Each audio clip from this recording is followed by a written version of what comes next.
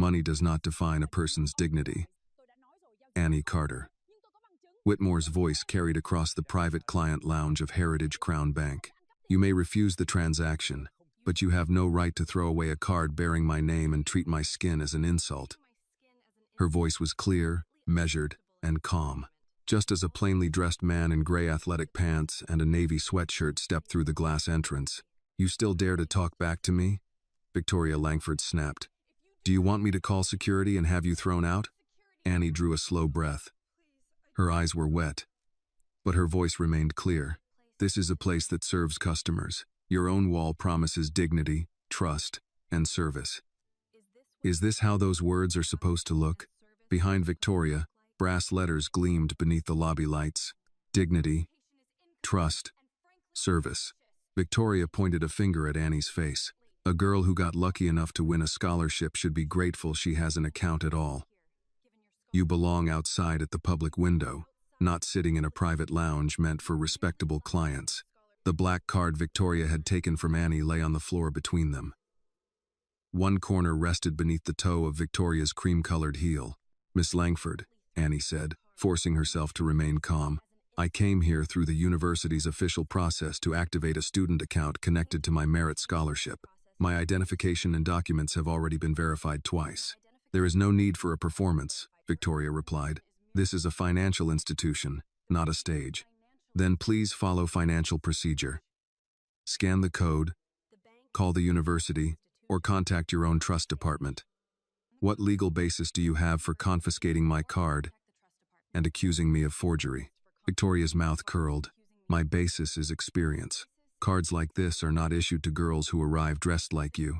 Clothing and skin color do not determine whether a document is authentic. Do not lecture me about my job. I'm not lecturing you, ma'am. I'm asking you to verify my name. Victoria struck the desk with her palm. Security, remove her from this lounge. Take her to the outside service window where she belongs. Several customers turned in their leather chairs. An older woman lowered the magazine in her lap. A man near the coffee station quietly raised his phone. Annie looked through the glass doors. Heat shimmered over the pavement, and 3 people waited beneath a narrow metal awning. I am not here to withdraw money, she said. I have an appointment to activate my account. You came here to create trouble. No, ma'am. I came here because the bank told me to. Throw her out. At that moment, the man who had entered moved forward and placed himself between Annie and Victoria. What is happening here? He asked. His voice was low, but the room seemed to settle around it. Victoria looked him over. She saw worn running shoes, an old canvas backpack, and no visible sign of wealth. And where did you come from? She asked. This is a private client area. Annie turned and froze. Jonathan, Dad. The man looked at her. Are you all right? What are you doing here?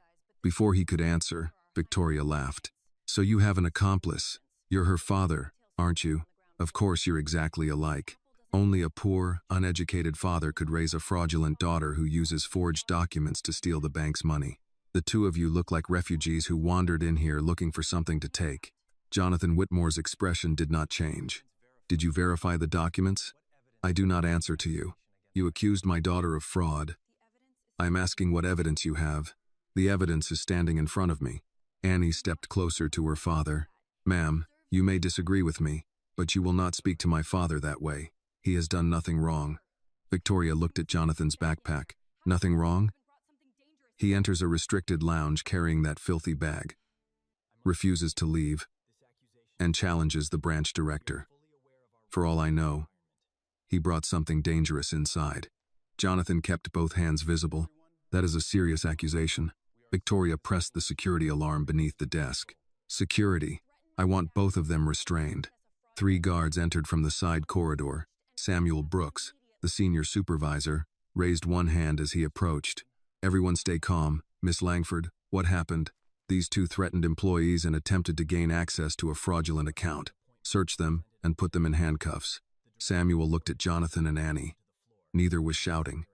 Neither was moving toward anyone. Did either of them display a weapon? Not yet. That is not what I asked. Victoria's face tightened. Jonathan spoke calmly. Victoria pointed at the backpack. He may be hiding something in there. Samuel turned to Jonathan. Sir, would you consent to a search? No. Victoria gave a sharp laugh. You see? An innocent man would cooperate. An innocent man still has rights, Jonathan said. Before Samuel could respond, Victoria lunged forward and ripped the backpack from Jonathan's shoulder. "Miss Langford, stop!" Samuel shouted.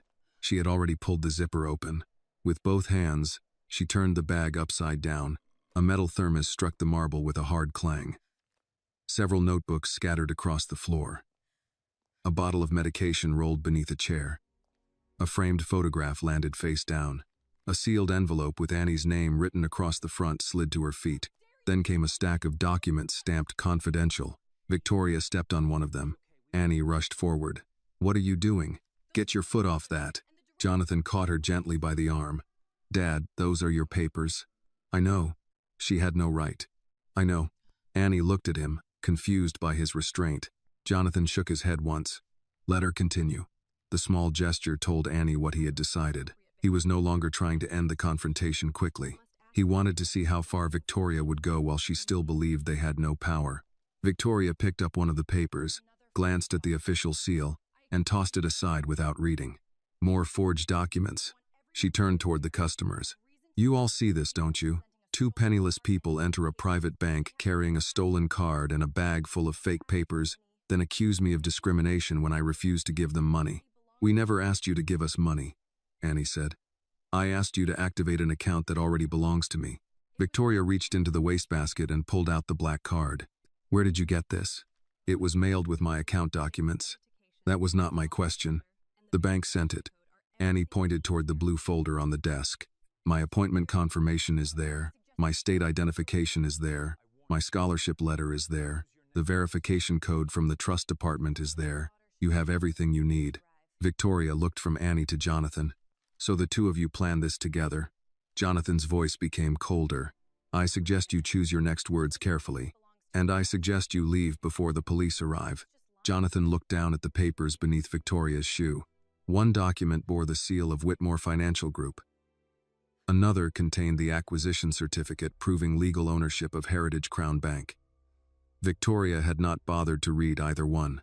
Beside them lay the cracked family photograph and the sealed birthday letter Jonathan had carried for Annie. For the first time, a slight tremor passed through his hand. Then it stopped. He lifted his eyes and looked directly at Victoria Langford. His face was calm, but something in the room had changed. Victoria mistook that silence for defeat. Victoria Langford folded her arms and looked down at the belongings scattered across the marble floor. A satisfied smile spread across her face. In her mind, she had protected the bank from people who had wandered into a place reserved for a better class of customer. "Well," she said, raising an eyebrow at Jonathan. "Nothing to say now?" Jonathan remained still. Victoria turned toward the guards. "What are you waiting for? Handcuff them. Both of them. The police can take them from here." "Miss Langford," Samuel Brooks said cautiously, "I think we should examine the blue folder before we make that decision." Victoria spun toward him. "Are you telling me how to run my branch?" "No, ma'am. I'm saying we should verify the documents. The bank's duty is to filter out fraudulent activity." She pointed at Jonathan's worn clothes, then at Annie's shoes. "Look at them. A man in an old tracksuit, and a black girl wearing shoes that should have been replaced years ago. Where would they get a Heritage Crown private black card?" Samuel's jaw tightened. Victoria moved closer. "Would you like to lose your job for protecting criminals?" Annie stepped in front of Jonathan. Anger burned in her eyes, but when she spoke, her voice remained measured. "Miss Langford, my father's clothing has not damaged this floor. Your heel, however, is standing on his private documents. Please move your foot." Victoria looked down at the paper beneath her shoe and deliberately twisted her heel against it. "Private documents?" She laughed. "These are worthless pieces of paper. People like you learn a few legal words and think they can frighten educated professionals. You still haven't verified a single page. I don't need a lecture from a scholarship girl." Victoria pointed toward the entrance. "Go outside and complain in the heat. There is no money here for you to steal." A few customers exchanged uneasy looks. The older woman who had been holding a magazine lowered it completely. Her phone remained angled toward Victoria. Victoria noticed, "Recording is not permitted in the private lounge." The woman adjusted her glasses.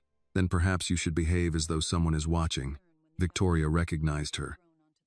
"Mrs. Parker, this matter does not concern you. It concerned me when you threw that young woman's card onto the floor." I am following fraud prevention procedures. You have not followed a procedure since I began watching. Victoria turned away before anyone else could join the exchange. She pointed at Annie's blue folder. Put those documents in an evidence bag. Neither of them leaves with a single page. Samuel did not move. Those are personal records. We have no evidence that a crime occurred. I am the branch director, and I am responsible for security decisions. The words were respectful, but the refusal was clear. Jonathan studied Samuel for a moment, then looked at Victoria.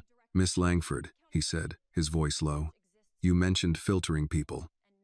Is that an official policy? Or do you have another system that does not appear in the bank's rules? Victoria paused. For the first time, uncertainty crossed her face. It disappeared almost immediately. Are you accusing me of something? I asked a question. I work for the benefit of our most valuable clients. This branch was created to serve successful people, not beggars who walk in demanding privileges. Jonathan slowly shook his head. You are wrong. This bank was built to serve human beings. It was not built so that you could use its walls and authority to distribute contempt. You should not need to know who I am before deciding to treat my daughter like a person. Victoria stared at him, then gave a short laugh. Who do you think you are, some kind of king? She turned sharply toward the guards. Handcuff them now. Jonathan's attention shifted to Annie's wrist. A red mark was forming above her hand. His expression tightened. Did she touch you? Annie glanced down. It's nothing.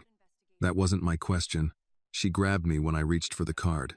If Jonathan's concern for Annie touched your heart, please like this video, comment where you are watching from, and subscribe to the channel for more powerful stories. Jonathan looked at Victoria. Did you put your hands on my daughter? She attempted to seize bank property during a fraud investigation. The card carries her name. Anyone can print a name. You keep repeating that, but you still refuse to verify it. Victoria went behind the reception desk and began typing. The account is officially flagged. Any further attempt to access it will be reported as suspected fraud. Annie stepped closer to the desk. You are changing the record while we are standing here. I am documenting your behavior. You are writing a story that makes you look right. Something in Annie's voice troubled Jonathan more than tears would have. She sounded as though she understood what it meant to be judged first and documented afterward. He wondered how often she had faced moments like this without telling him. Victoria glanced at them. Are you planning your next lie? Before Jonathan could answer, the large glass doors opened again. What is going on in here? A man carrying an expensive leather briefcase entered with two corporate auditors behind him. He wore a dark suit despite the August heat and moved with the urgency of someone whose schedule had already been disrupted. Richard Hale, regional president of Heritage Crown Bank's Carolinas division, had arrived for a scheduled inspection. Victoria's face brightened. Mr. Hale, thank goodness you're here. She hurried toward him and lowered her voice into the polished tone she used with senior executives. We have caught 2 fraud suspects. The girl presented a counterfeit black card, and her father brought a backpack filled with forged corporate documents. They became aggressive when I refused access. I have ordered security to restrain them until the police arrive. Richard's eyes followed the direction of her pointing finger. He saw Annie standing beside the reception desk. He saw the belongings scattered across the floor. Then he saw Jonathan. Mr. Hale? Richard did not answer. He stepped forward, nearly stumbling.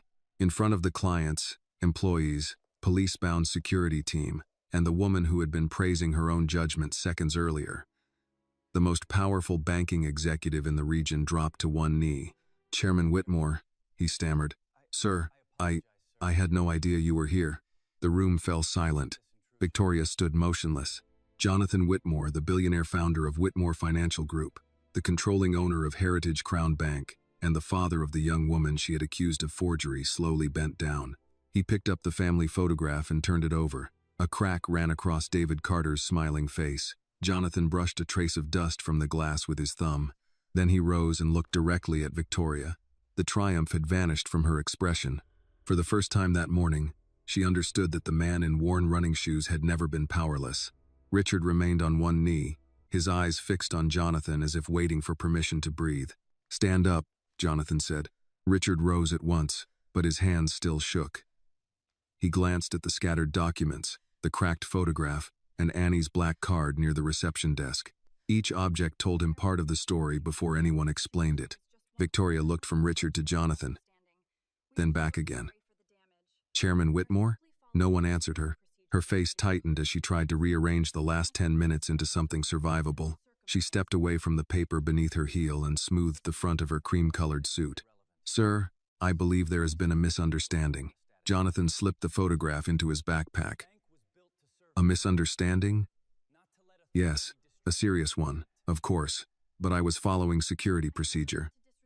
This young woman presented an unusual card, and the circumstances did not match the account profile." Annie looked at her. "The circumstances?" Victoria finally turned toward her, though her attention kept drifting back to Jonathan. "Miss Whitmore, had I known who you were—" "That is the problem," Jonathan said. His voice was not loud, but every person in the lounge heard it. Victoria stopped. "You did not need to know I was chairman to treat my daughter like a human being. This bank was built to serve people. It was not built so you could use its walls and authority to distribute contempt." Victoria swallowed. "I never intended to disrespect your family." "My family?" Jonathan asked. "A few minutes ago, you called us frauds. You accused me of attempting to rob my own bank. You ordered security to handcuff my daughter. I was acting on the information available to me. You refused the information available to you." Annie pointed to the blue folder. "My appointment was in your system. My identification matched. The trust department left a verification note. You chose not to read any of it." Victoria's eyes flicked toward Richard. "Mr. Hale, perhaps we should move this conversation to a private office." Richard opened his mouth, but Jonathan answered first. "No, sir, with respect, there are customers present." There were customers present when she threw Annie's card on the floor. Victoria lowered her voice. Public discussion could damage the bank. Jonathan looked at her for a long moment. "The damage began before I entered the building." Mrs. Parker rose from her chair. "I recorded most of it." Victoria turned sharply. "That recording was made without authorization." Mrs. Parker slipped the phone into her handbag. "Then you may explain that to the police after they review what it contains." Samuel cleared his throat. "Chairman Whitmore, I can confirm that neither you nor your daughter threatened anyone. I refused the order to handcuff you because there was no legal basis." Jonathan nodded once. "Thank you for telling the truth." Samuel's expression did not ease. "I should have questioned the situation sooner. That will be reviewed. So will everything else." Victoria's confidence faded another degree. Richard stepped closer to Jonathan. "Sir, I can suspend Miss Langford immediately and begin an internal investigation." "Internal?" Richard understood the warning. "Independent. We can bring in outside counsel and compliance." Jonathan glanced toward the branch cameras above the lobby. "First, preserve every recording from this morning. No one touches the system except the forensic team. Lock every account note, security report, email, fee adjustment, and complaint connected to this branch." Richard nodded quickly. "Of course. And remove Miss Langford's access now." Victoria stared at him. "You cannot be serious." Jonathan looked at Richard. Richard took out his phone and called the regional operations office. "Disable Victoria Langford's credentials immediately. All systems. Email, branch access, customer records, surveillance archive." Victoria stepped toward him. "Richard, think about what you are doing." He moved back. For the first time, she had no one in the room willing to protect her title. Annie picked up the black card from the counter. Dust marked one edge. She wiped it with her thumb but did not put it away. "There is something else," she said. Jonathan turned to her.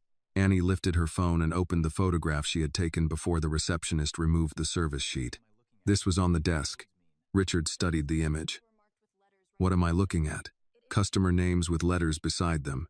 P, R, O, and S. Victoria's face changed. It was small, but Jonathan saw it. Annie saw it too. "What do they mean?" she asked. "They are routine workflow markings," Victoria replied. "Then explain them." Victoria folded her arms again, though the gesture no longer looked confident. "Preferred, review, outside service, and security attention." Richard frowned. "Those are not approved codes. They are local management tools." Annie enlarged the photograph. "Most of the customers marked O or S have Black, Latino, or immigrant names. That proves nothing." Maria Delgado stood behind the teller counter, gripping its edge. Jonathan noticed her. "Do you know what those codes mean?" he asked. Maria looked at Victoria, then at Richard. Her lips parted, but no sound came. Victoria's stare hardened. Maria, she said, be careful. The warning was quiet enough to sound almost polite. Maria looked down at the employee badge pinned to her blouse. 17 years at the bank. 17 years of schedules, evaluations, health insurance, and retirement contributions. Jonathan could see the calculation on her face. Annie stepped closer, but not so close that Maria would feel cornered. You don't have to protect us, Annie said. Just tell the truth. Maria's eyes filled. The letters mean exactly what she said, she answered, but they were not based on transaction risk. Victoria cut in. Maria is confused. No, ma'am. Maria removed her badge and placed it on the counter. I have been confused about why I stayed quiet. I am not confused about what I saw. The room remained still. Maria continued. P meant the customer should receive preferred treatment. S meant call security before there was any problem. Richard's face tightened. Who created that system? Maria looked directly at Victoria. She did. Victoria shook her head. This is retaliation from a disgruntled employee. Maria's voice trembled, but she did not stop. You told us to protect the appearance of the private lounge. You told us some customers made wealthy clients uncomfortable. That is a lie. I saved the emails. The last trace of color left Victoria's face. Jonathan looked at Richard. How many complaints about this branch reached your office? Richard hesitated. That hesitation answered more than a denial would have. Jonathan's eyes narrowed. How many? Richard lowered his voice. There were service complaints. About discrimination? They were never formally substantiated. Were they investigated? Richard looked toward Victoria, then at the floor. No. Annie held the black card at her side. So she was not the only one who decided people like me were easier to ignore. Richard did not respond. Outside, police sirens stopped near the entrance. Jonathan turned toward the glass doors as two officers approached. Victoria straightened, as though the arrival of another uniform might still rescue her. Jonathan looked back at her. You called them here with a lie, he said. Now you are going to stand in this room while the truth is recorded. The glass doors opened, and Lieutenant Denise Callahan entered with Officer Michael Turner a step behind her. Callahan was a black woman in her late 40s with silver beginning to show at her temples. She did not reach for her weapon. Instead, she paused long enough to read the room, the overturned backpack, the papers across the marble, the customers holding phones, the security guards standing apart from Jonathan and Annie, and Victoria waiting behind the desk as though the officers had arrived to confirm her authority. Who placed the emergency call? Callahan asked. I did. Victoria moved toward her. I am Victoria Langford, branch director. These two attempted to gain access to a high-value account with forged documents. The man became aggressive, threatened me, and may have entered the bank intending to commit robbery. Callahan looked at Jonathan. He stood beside Annie with his hands visible. His backpack was open at his feet. Did anyone display a weapon? Victoria hesitated. Not visibly. Did anyone demand cash? They demanded access to funds. Annie spoke before Victoria could continue. I asked her to activate my student account. Callahan turned to her. Your name? Annie Carter, Whitmore. Victoria gave a sharp laugh. That surname means nothing. She printed it on a card. Richard stepped forward. Lieutenant, the account is legitimate. Callahan looked at him. And you are? Richard Hale, Regional President of Heritage Crown Bank. Victoria's eyes widened. Richard, you cannot take their side before an investigation. I am not taking a side. I am confirming a fact. Callahan glanced at Jonathan. And you? Jonathan Whitmore. Officer Turner looked from Jonathan to Richard. Recognition crossed his face, but Callahan did not react. Were you asked to leave? Yes, Jonathan said. After Miss Langford refused to verify my daughter's documents, threw her bank card on the floor, accused us of fraud, emptied my backpack, and reported an attempted robbery that did not occur. Victoria raised her voice. He is the owner of the bank. Of course everyone is going to protect him now. Callahan's eyes settled on her. You did not know that when you called us? No. Then his ownership has nothing to do with whether your report was accurate. Mrs. Parker approached with her phone. Lieutenant, I recorded the confrontation from before Mr. Whitmore identified himself. Victoria pointed at her. That video was taken illegally. Callahan accepted the phone without comment. Did you alter the recording? No. Did you begin filming before the call to police? Yes. Callahan watched in silence. Officer Turner stood beside her. following the screen. The lounge heard only fragments. Victoria ordering Annie outside, the card striking the floor. Jonathan asking for written policy. Samuel refusing to handcuff them, and Victoria claiming Jonathan might be armed after she had already emptied his backpack. When the recording ended, Callahan returned the phone. "Thank you, Mrs. Parker." Victoria stepped closer.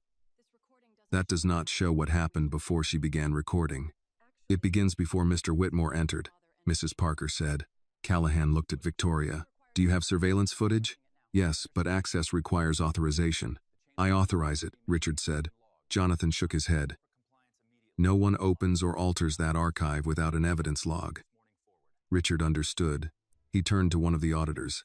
"Dana, contact corporate compliance. Lock the system and preserve every camera from 9 o'clock this morning forward." Victoria moved toward the terminal. "I can retrieve the footage now." "No," Richard said. "Step away from the computer." Her hands froze above the keyboard. Callahan noticed. "Have you changed or attempted to delete any record connected to this incident?" "Of course not." Annie lifted her blue folder. "She added a fraud alert after refusing to verify my documents. That is standard procedure." "It is not standard to write the conclusion before checking the facts," Annie replied. Callahan asked to see the folder. Annie handed it over.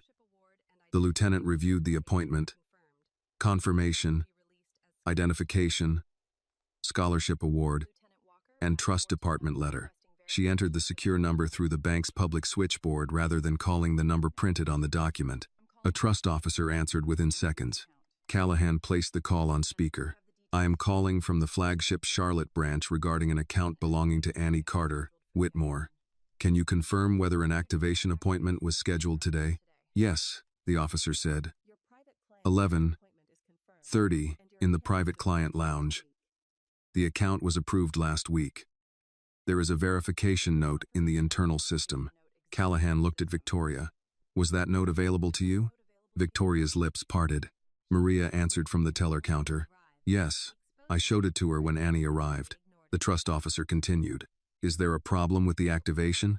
"No," Richard said quickly. "The account will be handled after an internal review." Jonathan looked at him.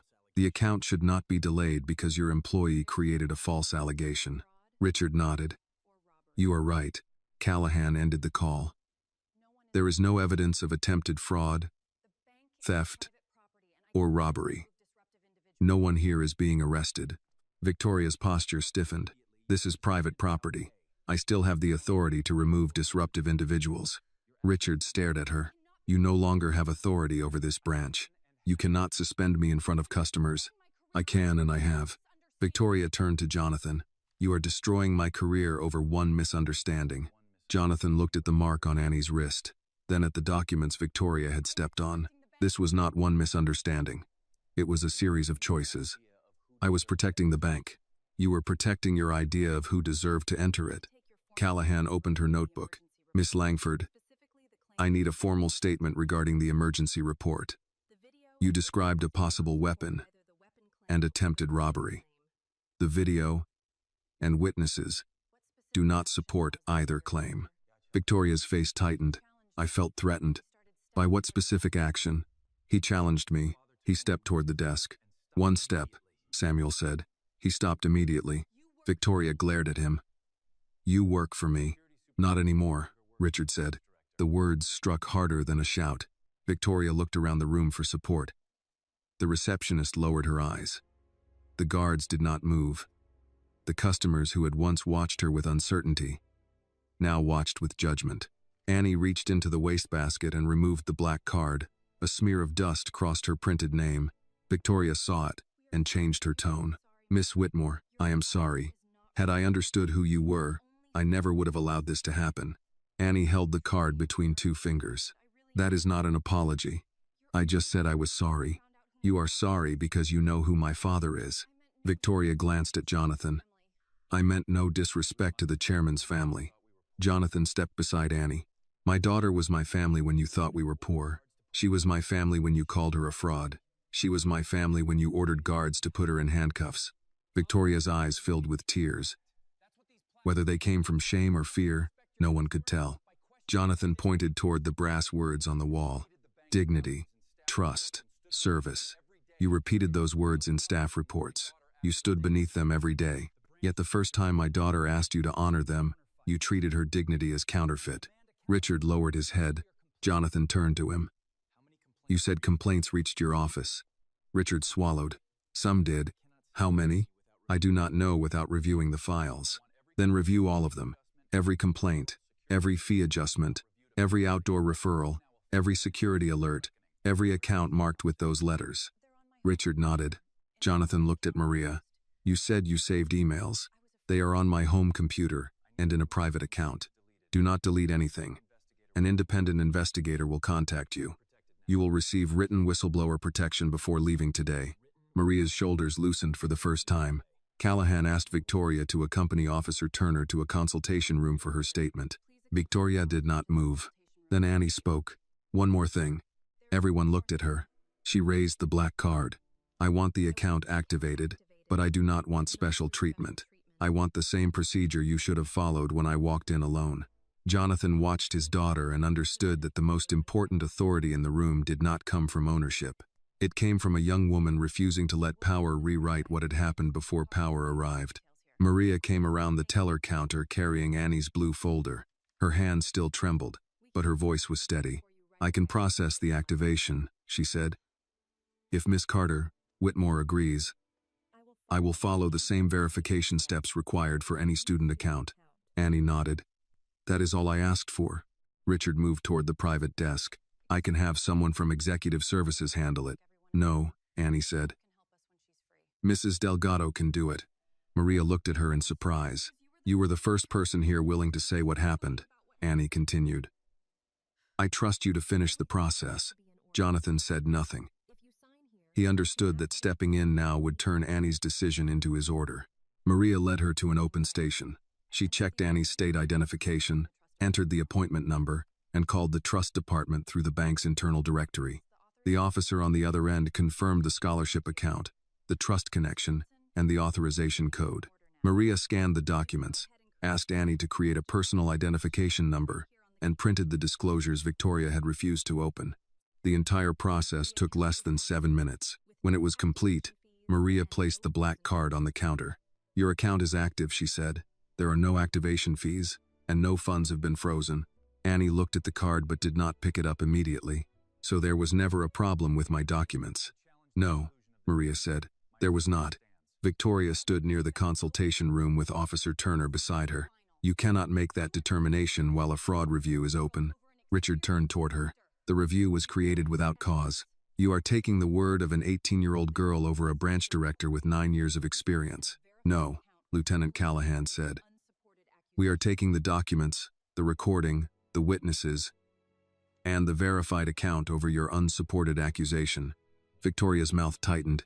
Jonathan watched Maria return each paper to the blue folder. She aligned the corners carefully, as though restoring order to Annie's day 1 page at a time. Mrs. Parker approached the counter. Young lady, may I say something? Annie turned. My name is Evelyn Parker. I have banked here for 22 years. I should have spoken sooner. You recorded it, Annie said. I watched before I recorded. Mrs. Parker glanced toward Victoria. There is a difference. Annie considered the admission. You spoke before you knew who my father was. Later than I should have. But you spoke. Mrs. Parker nodded, accepting neither praise nor forgiveness she had not requested. A man near the coffee station raised his hand slightly. He was in his 60s, wearing a navy blazer over a golf shirt. I have something to add, he said. 3 months ago, my business partner came here to deposit a check. He is black. Security stood beside him through the entire transaction. I came in the following week with a larger check, and no one asked me a single question. Victoria interrupted. Customer experiences vary according to risk. The man looked at her. We own the same company. Another woman spoke from a leather chair near the window. She wore a hotel housekeeping uniform and held a payroll envelope in her lap. They sent me outside last winter, she said. It was raining. I had identification, but Miss Langford said the private lobby was for appointment clients. 2 people without appointments walked in while I waited. Richard looked toward Maria. How often were customers sent to that window? Maria hesitated. Almost every day. Based on what? Miss Langford called it presentation. Victoria shook her head. That is not what I said. Maria met her eyes. You told us to protect the atmosphere. The receptionist, who had remained silent behind the desk, covered her mouth with one hand. Jonathan noticed. What is your name? He asked. Claire Benson, Seer. Jonathan flinched slightly at the first name but did not show it beyond a pause. Miss Benson, did you see Annie's appointment when she arrived? Claire nodded. Did you tell Miss Langford? Yes. Did she instruct you to ignore it? Claire looked toward Victoria. Richard said, answer truthfully. She said the appointment could have been created through social engineering. She told me not to contact the trust department. Victoria stepped forward. She is frightened and confused. Claire's voice rose for the first time. I am frightened. I am not confused. The room changed again. One employee had spoken, then another. Silence was losing its usefulness. Samuel removed his radio from his shoulder and placed it on the desk. I need to report something as well, he said. Richard turned to him. Security was often called before customers did anything. We were told to observe certain people when they entered. Sometimes the alert came from Miss Langford. Sometimes from the front desk. Did you keep records? Every dispatch is logged. Victoria said.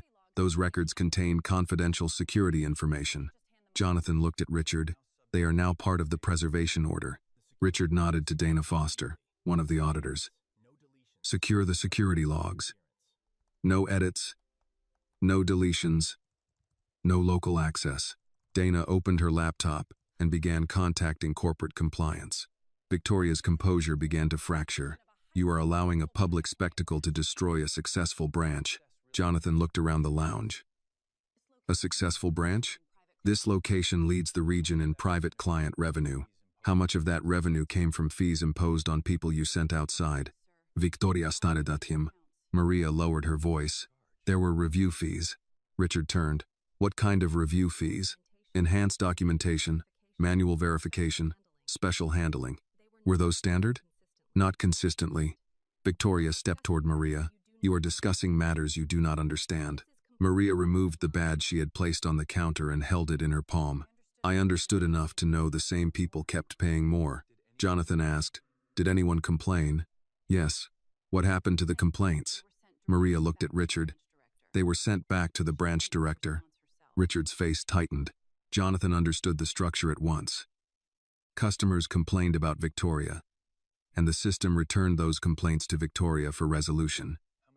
She controlled the conduct, the record, and the response. How many? He asked. I do not know, Maria said, but I helped some older customers fill them out. Mr. Leonard Hayes filed one last spring. He owns the hardware store on Beatty's Ford Road. Annie looked up. I know that name. Jonathan turned to her. He spoke at a youth business workshop, she said. He said the bank charged him thousands in review fees and denied his credit increase. He thought he had filled out something wrong. Maria's eyes filled. He did not. Jonathan looked toward Richard. Find that complaint. Richard motioned to James Liu, the second auditor. James searched the regional complaint database from his tablet. After a minute, he said, there is a closed record under Leonard Hayes. It is labeled Customer Education Issue. Where is the original attachment? Jonathan asked. James continued searching. There isn't one, Victoria said. Customers often submit incomplete complaints. Maria shook her head. I scanned all 6 pages myself. Richard lowered his voice. Victoria, where is the file? I do not remember every document processed in this branch. Jonathan watched her carefully. She remembered Annie's clothing, Jonathan's shoes, and every word she claimed sounded threatening. Yet when records became specific, memory failed her. Lieutenant Callahan closed her notebook. Miss Langford, Officer Turner will take your statement in the consultation room.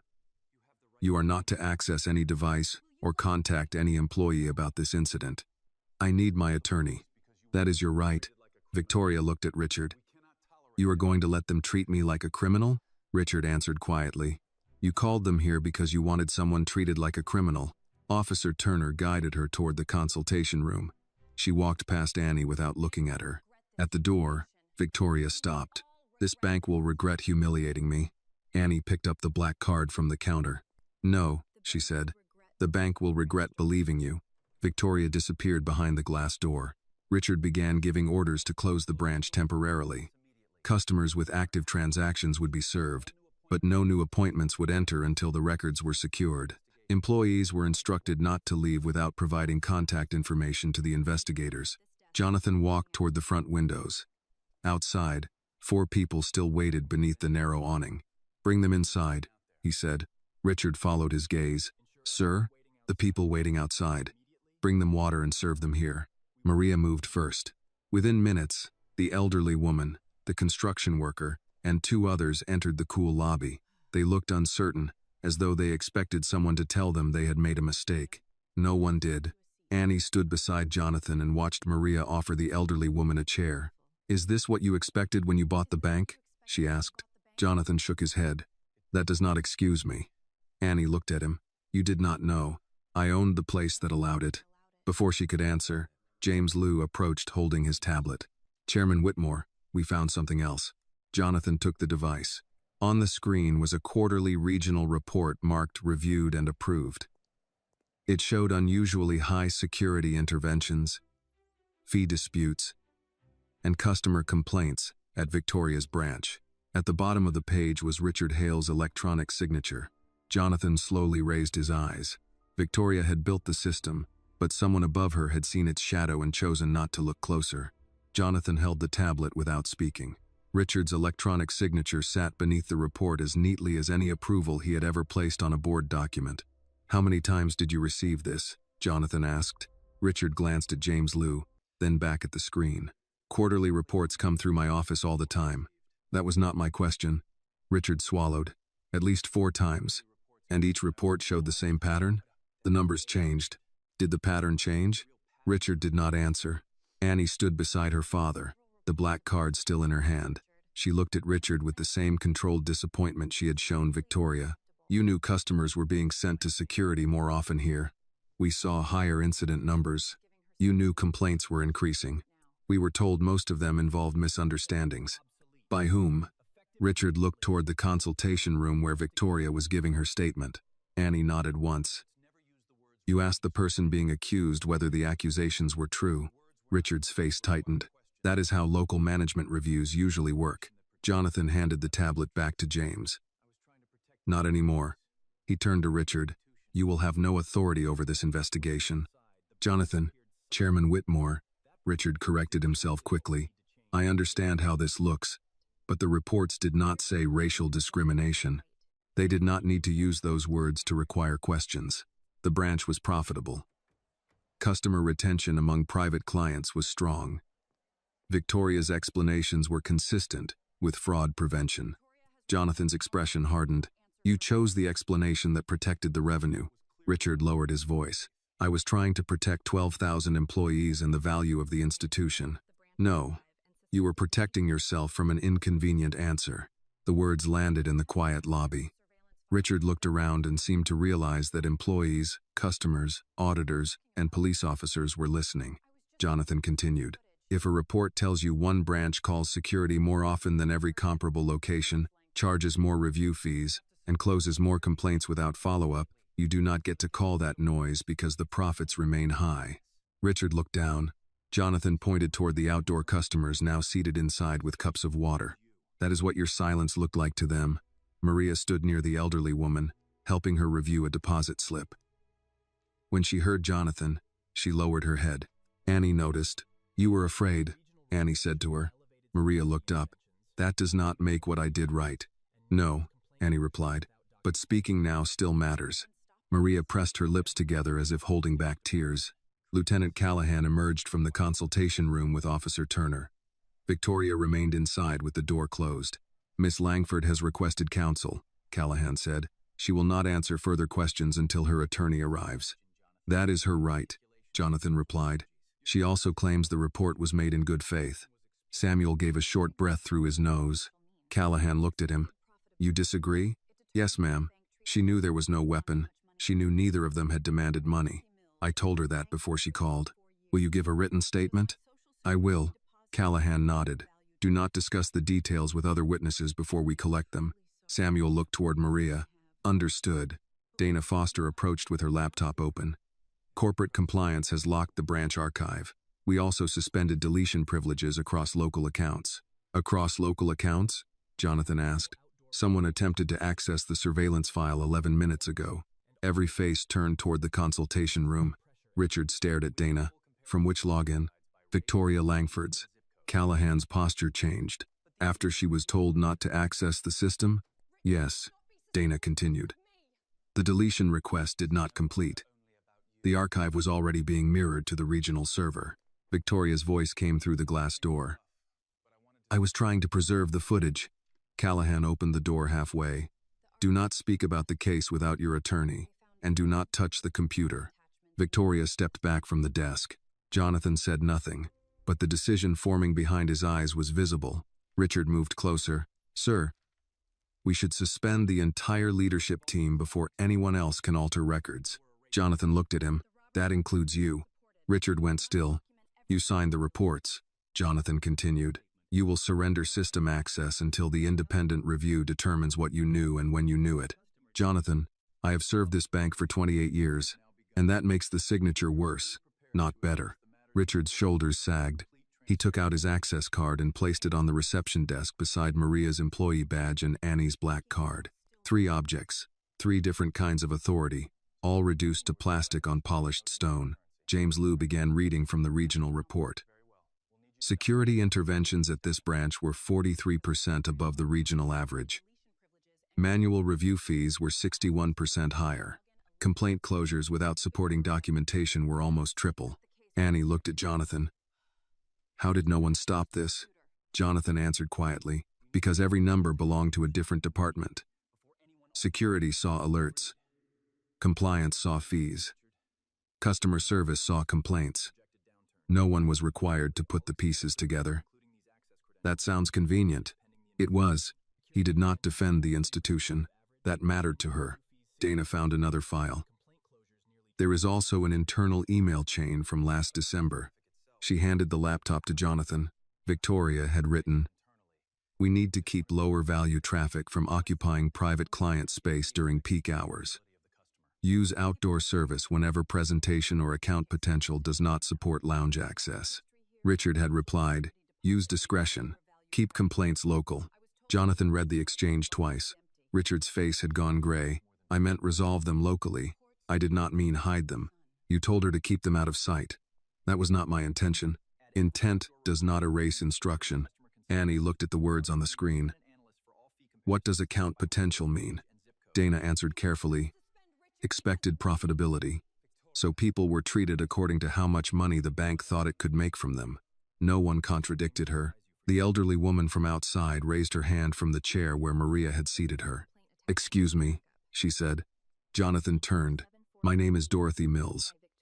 I have had an account here for 34 years. I do not have much money in it, but my social security check comes every month. Does that make me lower value traffic? Richard looked away. Jonathan walked toward her. No, Mrs. Mills. Then why did they make me stand outside last week when the lobby was empty? Maria closed her eyes. Dorothy continued. I asked if I could sit inside because of my blood pressure. They told me the chairs were for appointment customers. Jonathan crouched so he was at eye level with her. That should not have happened. She studied him. Are you really the man who owns this bank? Yes, ma'am. Then why didn't you know? The question was not angry. That made it harder. Jonathan took a moment before answering. Because I trusted reports more than people. Dorothy nodded. Reports do not stand in the sun. Annie looked at her father. Jonathan absorbed the words without looking away. You are right. He stood and turned toward Dana. Add every outdoor referral to the review. Contact customers before reviewing their files. Ask whether they consent to participate. No one is to be pressured. Dana nodded. To James. Compare fee overrides by race, age, zip code, business type, and account balance. Use independent analysts. James entered the instructions.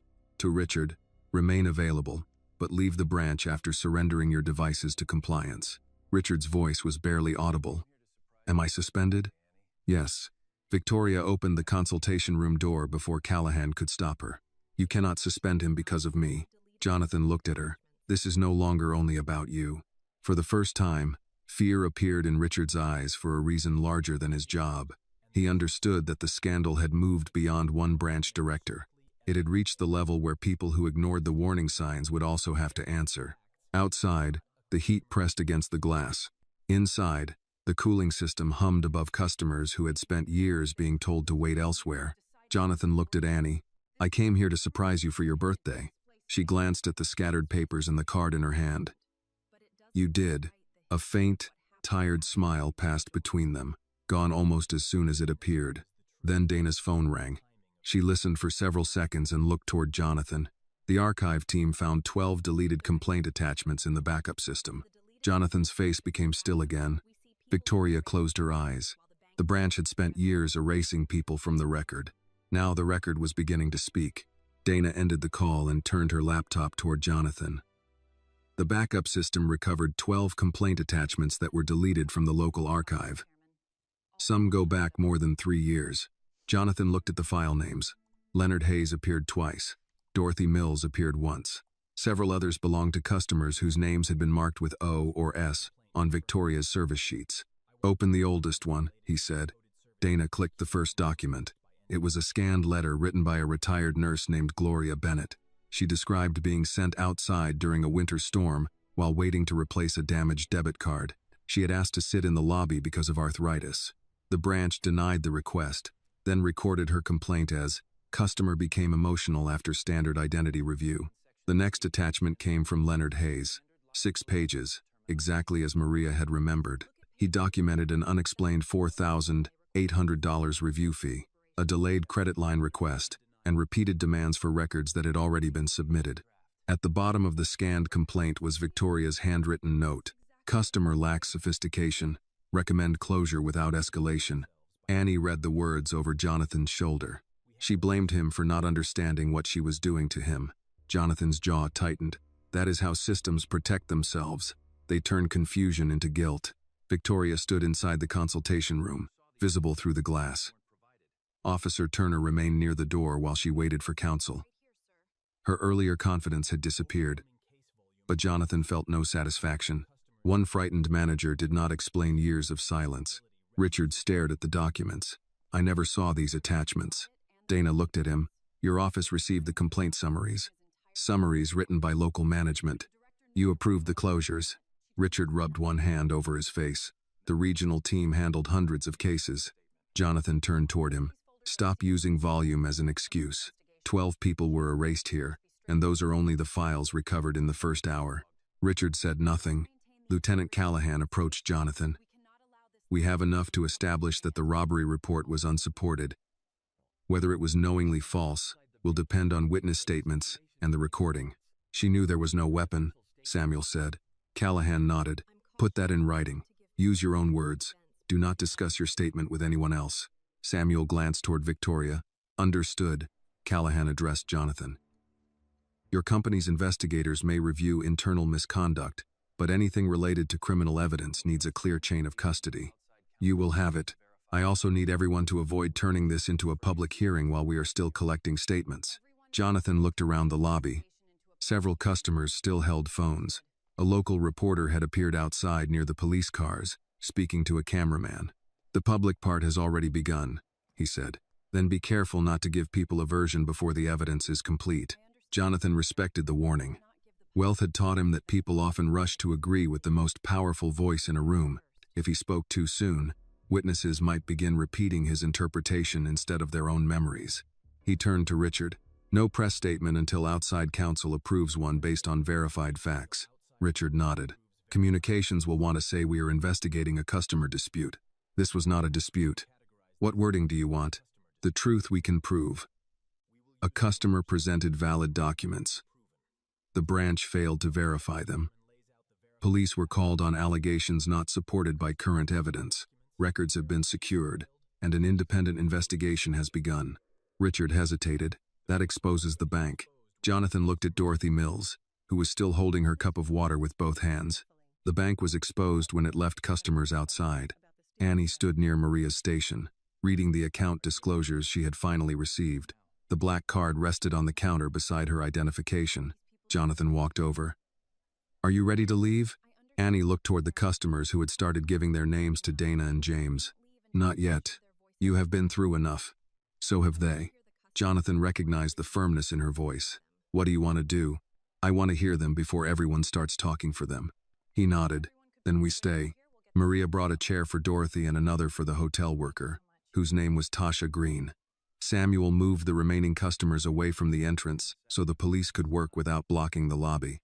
The private lounge, designed to separate valuable clients from everyone else, became an informal waiting room for people who had once been directed outside. Tasha spoke first.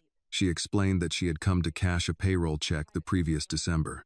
Her hotel uniform was clean, but she had arrived after an overnight shift. Victoria told her private clients complained when service workers occupied the lounge. I thought maybe I smelled like cleaning chemicals, Tasha said. I went home and threw the uniform away. Maria covered her mouth. Tasha looked at her. You were there. I know. You did not say anything. No. Maria's voice broke. I am sorry. Tasha studied her, then nodded once. Do better now. I will. Annie wrote down Tasha's contact information only after asking permission. She did the same for Dorothy. Jonathan noticed she did not promise money, legal results, or quick justice. She listened and repeated details to make sure she understood. That restraint made him proud and ashamed at the same time. Proud because Annie had grown into the kind of person who knew how to hear another human being. Ashamed because she had learned the skill partly by surviving moments he never knew about. Richard's phone rang. He checked the screen. It is the board chair. Jonathan held out his hand. Give it to me. Richard passed over the phone. Jonathan answered. Margaret, a woman's voice came through sharply. I am hearing that police are at the flagship branch and that you suspended the regional president in front of customers. That is correct. Do you understand what this could do to the stock price if it reaches the press? Jonathan looked through the glass doors. The reporter outside was now interviewing one of the customers who had been waiting at the outdoor window. It has reached the press. We need to contain this. No, we need to preserve evidence. Those are not mutually exclusive. They become mutually exclusive when containment means hiding what happened. Margaret lowered her voice. You are personally involved. Your daughter is the complainant. You cannot run the investigation. I agree. The answer surprised her into silence. Jonathan continued. An independent firm will lead it. I will not direct witness interviews, findings, or discipline beyond immediate access restrictions necessary to protect records. Then leave the branch. Not until my daughter is ready. This is exactly why personal involvement is dangerous. Jonathan watched Annie sit beside Dorothy while the older woman described being told she had the wrong kind of account for indoor service. Personal involvement is the reason I finally saw what the reports concealed. Margaret paused. The board will meet tonight. I will attend. What are you planning to tell them? The same thing I am telling you. We do not protect the institution by protecting its lie. He ended the call and returned the phone to Richard. Richard looked uneasy. The board may decide your judgment is compromised. They may be right. Annie overheard and turned toward him. Would they remove you? They could limit my authority during the review. Because you defended me? Because I own the bank and I am your father. Fair investigations require distance. Annie considered that. Then let them investigate you too. Jonathan almost smiled. That sounds like your mother. Which one? The question carried no bitterness. Annie had lost her biological mother young, Claire later, and David between them. Love had never arrived in a simple shape. All of them, Jonathan said. Dana's laptop chimed again. She read the new message and looked up. The recovery team found 43 more deleted complaint references. The attachments are still being reconstructed. Richard closed his eyes. Jonathan looked toward the brass words on the wall. Dignity, trust, service. The bank had printed them in metal because metal appeared permanent. By evening, he understood that words were the easiest part of an institution to preserve. The harder part was finding the people it had trained itself not to hear. By 6 that evening, the flagship branch no longer looked like a place designed to impress wealthy clients. The glass tables had been pushed together for witness forms. Bottled water stood beside legal pads. Employees moved quietly between police officers, auditors, and customers who had decided to stay. Outside, television vans lined the curb. Jonathan watched the activity from near the reception desk. He had not changed clothes.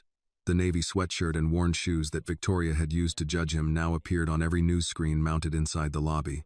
A reporter stood beyond the glass doors speaking into a microphone. Heritage Crown Bank has confirmed that an independent investigation is underway after allegations of racial discrimination at its flagship Charlotte branch. The bank's chairman, Jonathan Whitmore, was present during the incident involving his adopted daughter. Annie heard the phrase and looked toward the television. Now everyone knows. Jonathan followed her gaze. I'm sorry. For what? That your birthday became public property. Annie folded her arms. It stopped being private when she threw my card across the floor. That does not mean strangers have the right to decide who you are. They will anyway. Her answer was not bitter. It was tired. Jonathan wanted to tell her that the attention would pass, but he had spent too many years around public scandals to offer a promise he could not keep. News moved quickly, but humiliation had a longer memory. Dana Foster approached with 2 printed pages. The communications team drafted a statement. Jonathan read the first line. Heritage Crown Bank is aware of a customer service dispute involving account verification procedures at its Charlotte flagship location. He handed it back. No. Dana nodded as if she had expected the answer. What should it say? That there was no customer service dispute. Richard, who was waiting near the security desk to surrender his company phone, stepped closer. We should avoid conclusions before the investigation is complete. Jonathan looked at him. We can state verified facts without pretending both sides made equal mistakes. The lawyers will object. Let them. Richard lowered his voice. A statement that admits procedural failure could trigger claims across the region. The claims already exist. The statement does not create them. Dana opened a clean document. Jonathan dictated slowly. A customer arrived with a valid appointment and legitimate identification. Branch personnel failed to complete available verification procedures. Police were contacted based on allegations that current evidence does not support. The bank has preserved relevant records and appointed outside investigators. Any customer or employee with related information may contact an independent reporting line. Annie looked at him. Add that people can report without going through branch management. Dana typed the sentence. Jonathan nodded. Good. Richard exhaled. That will be treated as an admission. It is an admission that we know what we saw. Lieutenant Callahan approached with her notebook closed. We have the statements we need for tonight. Miss Langford's attorney arrived through the rear entrance. She will leave after surrendering her devices. Is she being arrested? Annie asked. Not tonight. We are reviewing the false report allegation and possible interference with records. Those decisions belong to investigators and prosecutors, not the bank. Annie accepted the answer. Thank you for explaining. Callahan looked at Jonathan. Your security team preserved the dispatch call. The language is clear. She reported an attempted robbery and possible weapon after being told neither had occurred. Jonathan glanced toward the consultation room. Then the record will speak. It will speak better if people do not exaggerate at first. I understand. Callahan studied him for a moment, perhaps deciding whether a billionaire was capable of accepting instruction. Good. Across the lobby, Mrs. Parker finished signing her witness statement. Before leaving, she stopped beside Annie. You handled yourself well today. Annie gave a small nod. I was scared. Those things can both be true. Mrs. Parker placed a business card on the counter. It identified her as Evelyn Parker, retired Superior Court judge. If anyone pressures you about your statement, call the number on the back. You don't have to do that. I know. Annie turned the card over. A personal phone number had been written in blue ink. Mrs. Parker looked at Jonathan. Your daughter has better judgment than several executives I have met. Jonathan glanced at Richard. I am beginning to understand that. Richard did not respond. Maria came from the break room carrying her purse. Am I allowed to go home? Dana answered. Yes. Your devices are not being seized, but do not delete messages or files. Outside counsel will contact you tomorrow. Maria nodded. My grandchildren are waiting. Annie walked with her toward the entrance. Are you worried? About my job? My pension? Whether everyone in this city will know I stayed quiet? Maria gave a tired smile. Pick one. You told the truth. After 17 years, Annie looked through the doors at the cameras. Some people never do. Maria studied her face. That is generous. It isn't forgiveness. I know. The honesty seemed to comfort Maria more than easy reassurance would have. She touched Annie lightly on the shoulder. Happy birthday, sweetheart. I am sorry this is the day you got. Annie's expression softened. Thank you. After Maria left, Jonathan checked the time. We should go home. Annie looked toward the branch employees still being interviewed. You said the board meets tonight. At 8. Will you be there? Yes. Then I want to come. Jonathan shook his head. No. Her eyes narrowed. Why? Because you have spent the entire day defending your right to be treated as a person. I will not place you in a boardroom where executives discuss you as risk, liability, or public relations. They will discuss me whether I am there or not. That does not mean you should have to hear it. Annie looked at him for several seconds. You are doing it again. Doing what? Deciding what protects me without asking what I need. Jonathan closed his eyes briefly. She was right, and the speed of his mistake embarrassed him. What do you need? To know what they are saying. Not every detail. But I don't want to go home while men in suits decide whether telling the truth was too expensive. Jonathan considered the conflict. As chairman, he understood why Annie should not attend a closed board session involving pending investigations. As her father, he understood why excluding her would feel like another version of being sent outside. You cannot attend the full meeting, he said. There are privileged legal matters and employee records. Annie's jaw tightened. But you can give a statement before the closed session begins. In person or by video. Your choice. She relaxed slightly. In person. All right. Richard had overheard. The board chair may object. Jonathan turned toward him. She can object to me. Richard looked at Annie. They are worried about market value. So was Victoria, Annie replied. She just called it customer value. At 7:30, they left the branch through the front entrance. Reporters shouted questions from behind a police barrier. Mr. Whitmore, are you firing the branch director? Annie, do you believe the bank is racist? Did you use your daughter's account to test employees? Jonathan kept one hand near Annie's back without pushing her forward. Security offered to surround them, but Annie asked them not to. At the curb, she stopped. Jonathan looked at her. You do not have to answer. I know. She faced the cameras. I went into that bank to activate a scholarship account. I brought valid documents, and I was treated like a criminal before anyone checked them. What happened matters because my father owns the bank, but it matters more because most people treated that way do not have a father who can walk in and change the room. She did not wait for another question. Jonathan opened the passenger door of the old Jeep. Annie climbed inside, and the cameras followed the vehicle until it turned onto the main road. At 8 o'clock, the board would ask how much truth the institution could afford. Jonathan already knew his answer. The greater cost had always belonged to the people forced to live with its silence.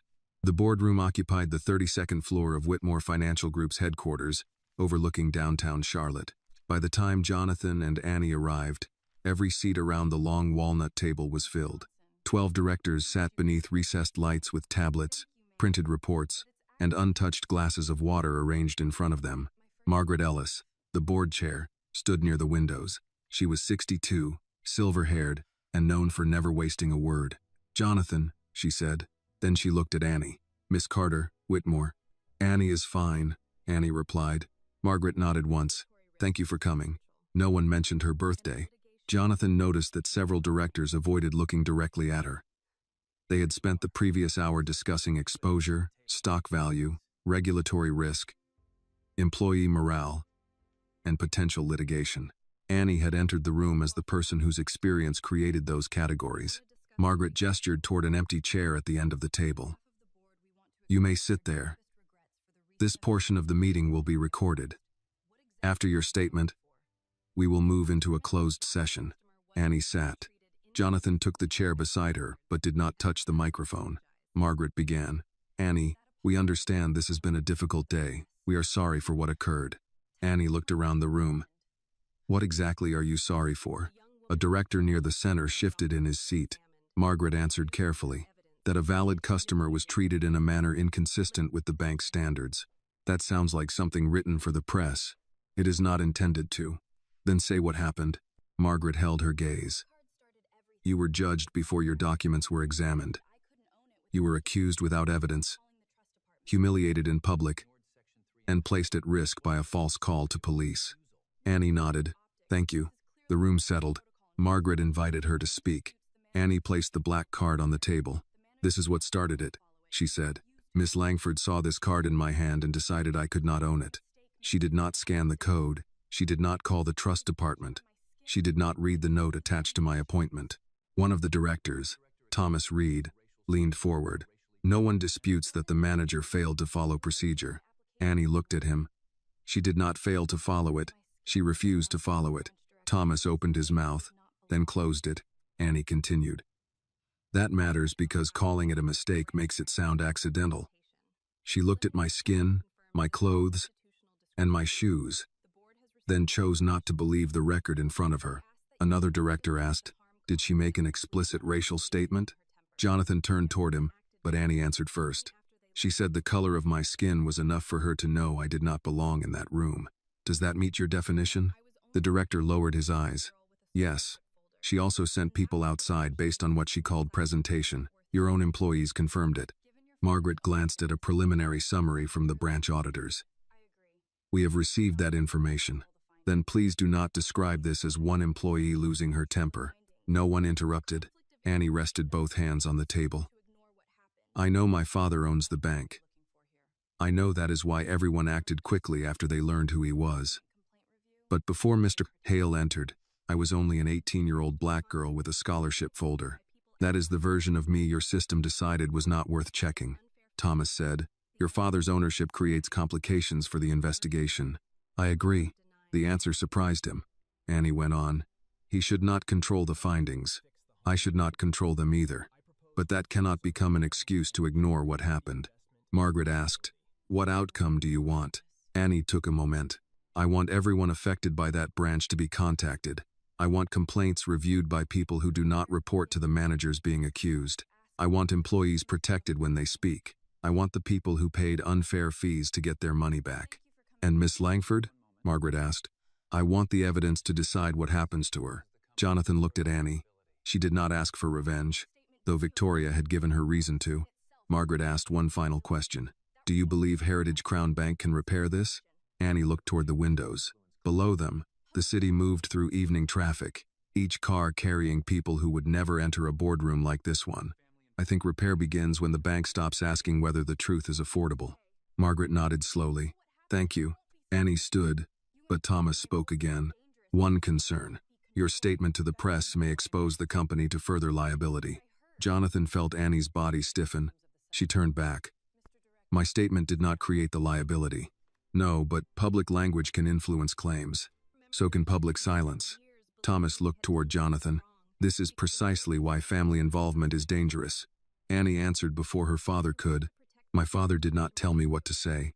I'm not suggesting he did. You are suggesting my voice is dangerous because it cannot be controlled. That is not what I meant. It is what I heard." Margaret intervened. "Thomas, that is enough." Annie picked up the black card. Before leaving, she looked at the directors. "Please remember that while you discuss protecting this bank, there are people who spent years believing they had done something wrong because your employees treated them like suspects. Protect them too." She walked out. Jonathan remained beside the door until it closed behind her. Margaret waited several seconds. "You may escort her home before the closed session." "No, she asked me to stay." Jonathan returned to his chair. Thomas folded his hands. "Then we need to discuss whether you should participate at all." "I should not participate in findings related to Annie's complaint, or any disciplinary recommendation arising from it." "I agree." Margaret looked at him. "You are willing to recuse yourself from the independent investigation and final employment decisions?" "Yes." "Not from ordering evidence preservation or protecting witnesses." The general counsel, Evelyn Shaw, adjusted her glasses. "That is defensible. Immediate protective action is different from adjudicating the case." Another director asked, "What about Richard Hale?" "He remains suspended," Jonathan said. "His signature appears on reports that identified the pattern." Thomas shook his head. "A signature on a quarterly report does not prove knowledge." "No," Jonathan replied. "That is why there will be an investigation." Margaret opened a folder. "We have 3 firms capable of leading it. One specializes in banking compliance, one in employment law, and one in civil rights investigations." "Hire all 3, Jonathan said. The chief financial officer frowned. "That will be expensive." So was ignoring the complaints. The chief financial officer pushed a market forecast across the table. "If this becomes a regional discrimination case, the bank could face substantial withdrawals, regulatory penalties, and investor losses." Jonathan did not look at the forecast. How much did the bank earn from the review fees under investigation? We do not know yet. Then do not ask me to fear the cost of returning money before calculating what we took. Margaret leaned back. Communications recommends limiting tomorrow's statement to the isolated incident. It was not isolated. We do not yet know the full scope. We know 43 deleted complaint references were found in one afternoon. Silence moved around the table. Thomas said, "The word systemic should not be used without statistical proof." Jonathan nodded. "Agreed, but neither should isolated." Margaret considered both men. "Then we state that evidence suggests broader concerns requiring independent review." The board approved the language. They also approved an external hotline, immediate preservation of 5 years of branch records, temporary removal of local complaint authority, and written protection for employees who cooperated. The vote to suspend Richard passed 10-2. The vote to publish preliminary findings within 30 days passed by a narrower margin. When the meeting ended after midnight, Jonathan found Annie asleep on a sofa outside the boardroom. Her blue folder rested against her chest. The black card remained in her hand. He removed his sweatshirt and placed it over her shoulders. Annie opened her eyes. "Did they listen?" "They heard you." "That wasn't my question." Jonathan sat beside her. "Some listened, some calculated." "Which did you do?" He looked through the glass wall at the empty boardroom. "Both." Annie nodded. "At least that's honest." Jonathan glanced at the sealed letter still inside his backpack. Claire had meant for Annie to read it on a quiet birthday evening, not beneath corporate lights after midnight. "We can go home now," he said. Annie stood and handed him the sweatshirt. As they entered the elevator, Jonathan's phone vibrated. Dana Foster had sent a new message. The recovered complaint files now numbered 68. One included evidence that Victoria had charged unauthorized review fees to minority-owned businesses for more than 4 years. Jonathan showed the message to Annie. She read it twice. "This is bigger than the way she treated me." "Yes." The elevator descended toward the lobby. Annie held the black card at her side. "Then tomorrow, we stop making it about me." By 7 the next morning, Annie's name was already trending beside the bank's. Jonathan found her at the kitchen table wearing the same clothes from the night before. She had opened her laptop but had not touched the bowl of oatmeal beside it. Clips from the branch played across the screen, most of them less than 30 seconds long. One showed Jonathan stepping toward Victoria after she had emptied his backpack. Another began with Annie raising her voice but left out the moment Victoria threw the card. A commentator described the incident as a dispute between a billionaire's family and a bank employee enforcing security rules. Annie closed the laptop. They made her the victim. Jonathan poured coffee into an old ceramic mug. They made a version that fits the clip. The full recording exists. Truth is slower than a headline. She looked at him. "That sounds like something people say when they have enough power to survive the headline." He accepted the criticism. "You're right." His phone had not stopped vibrating since dawn.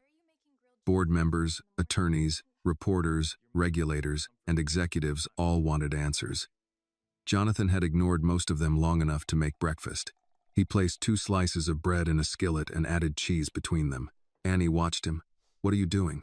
"Your mother used to make grilled cheese when the day started badly. It's 7 in the morning."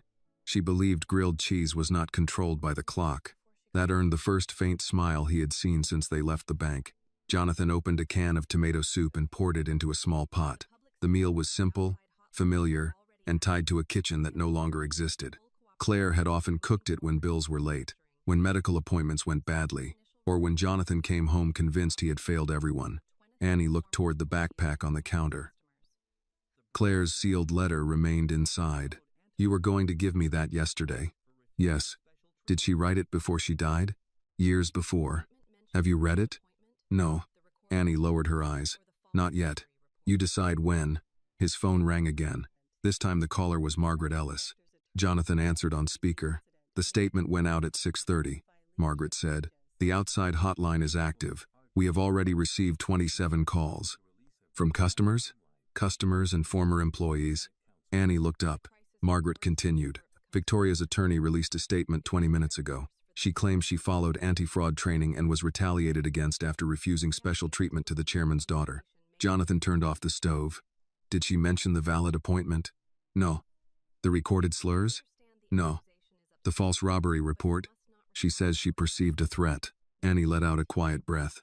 "Of course she does. Margaret paused. There is more.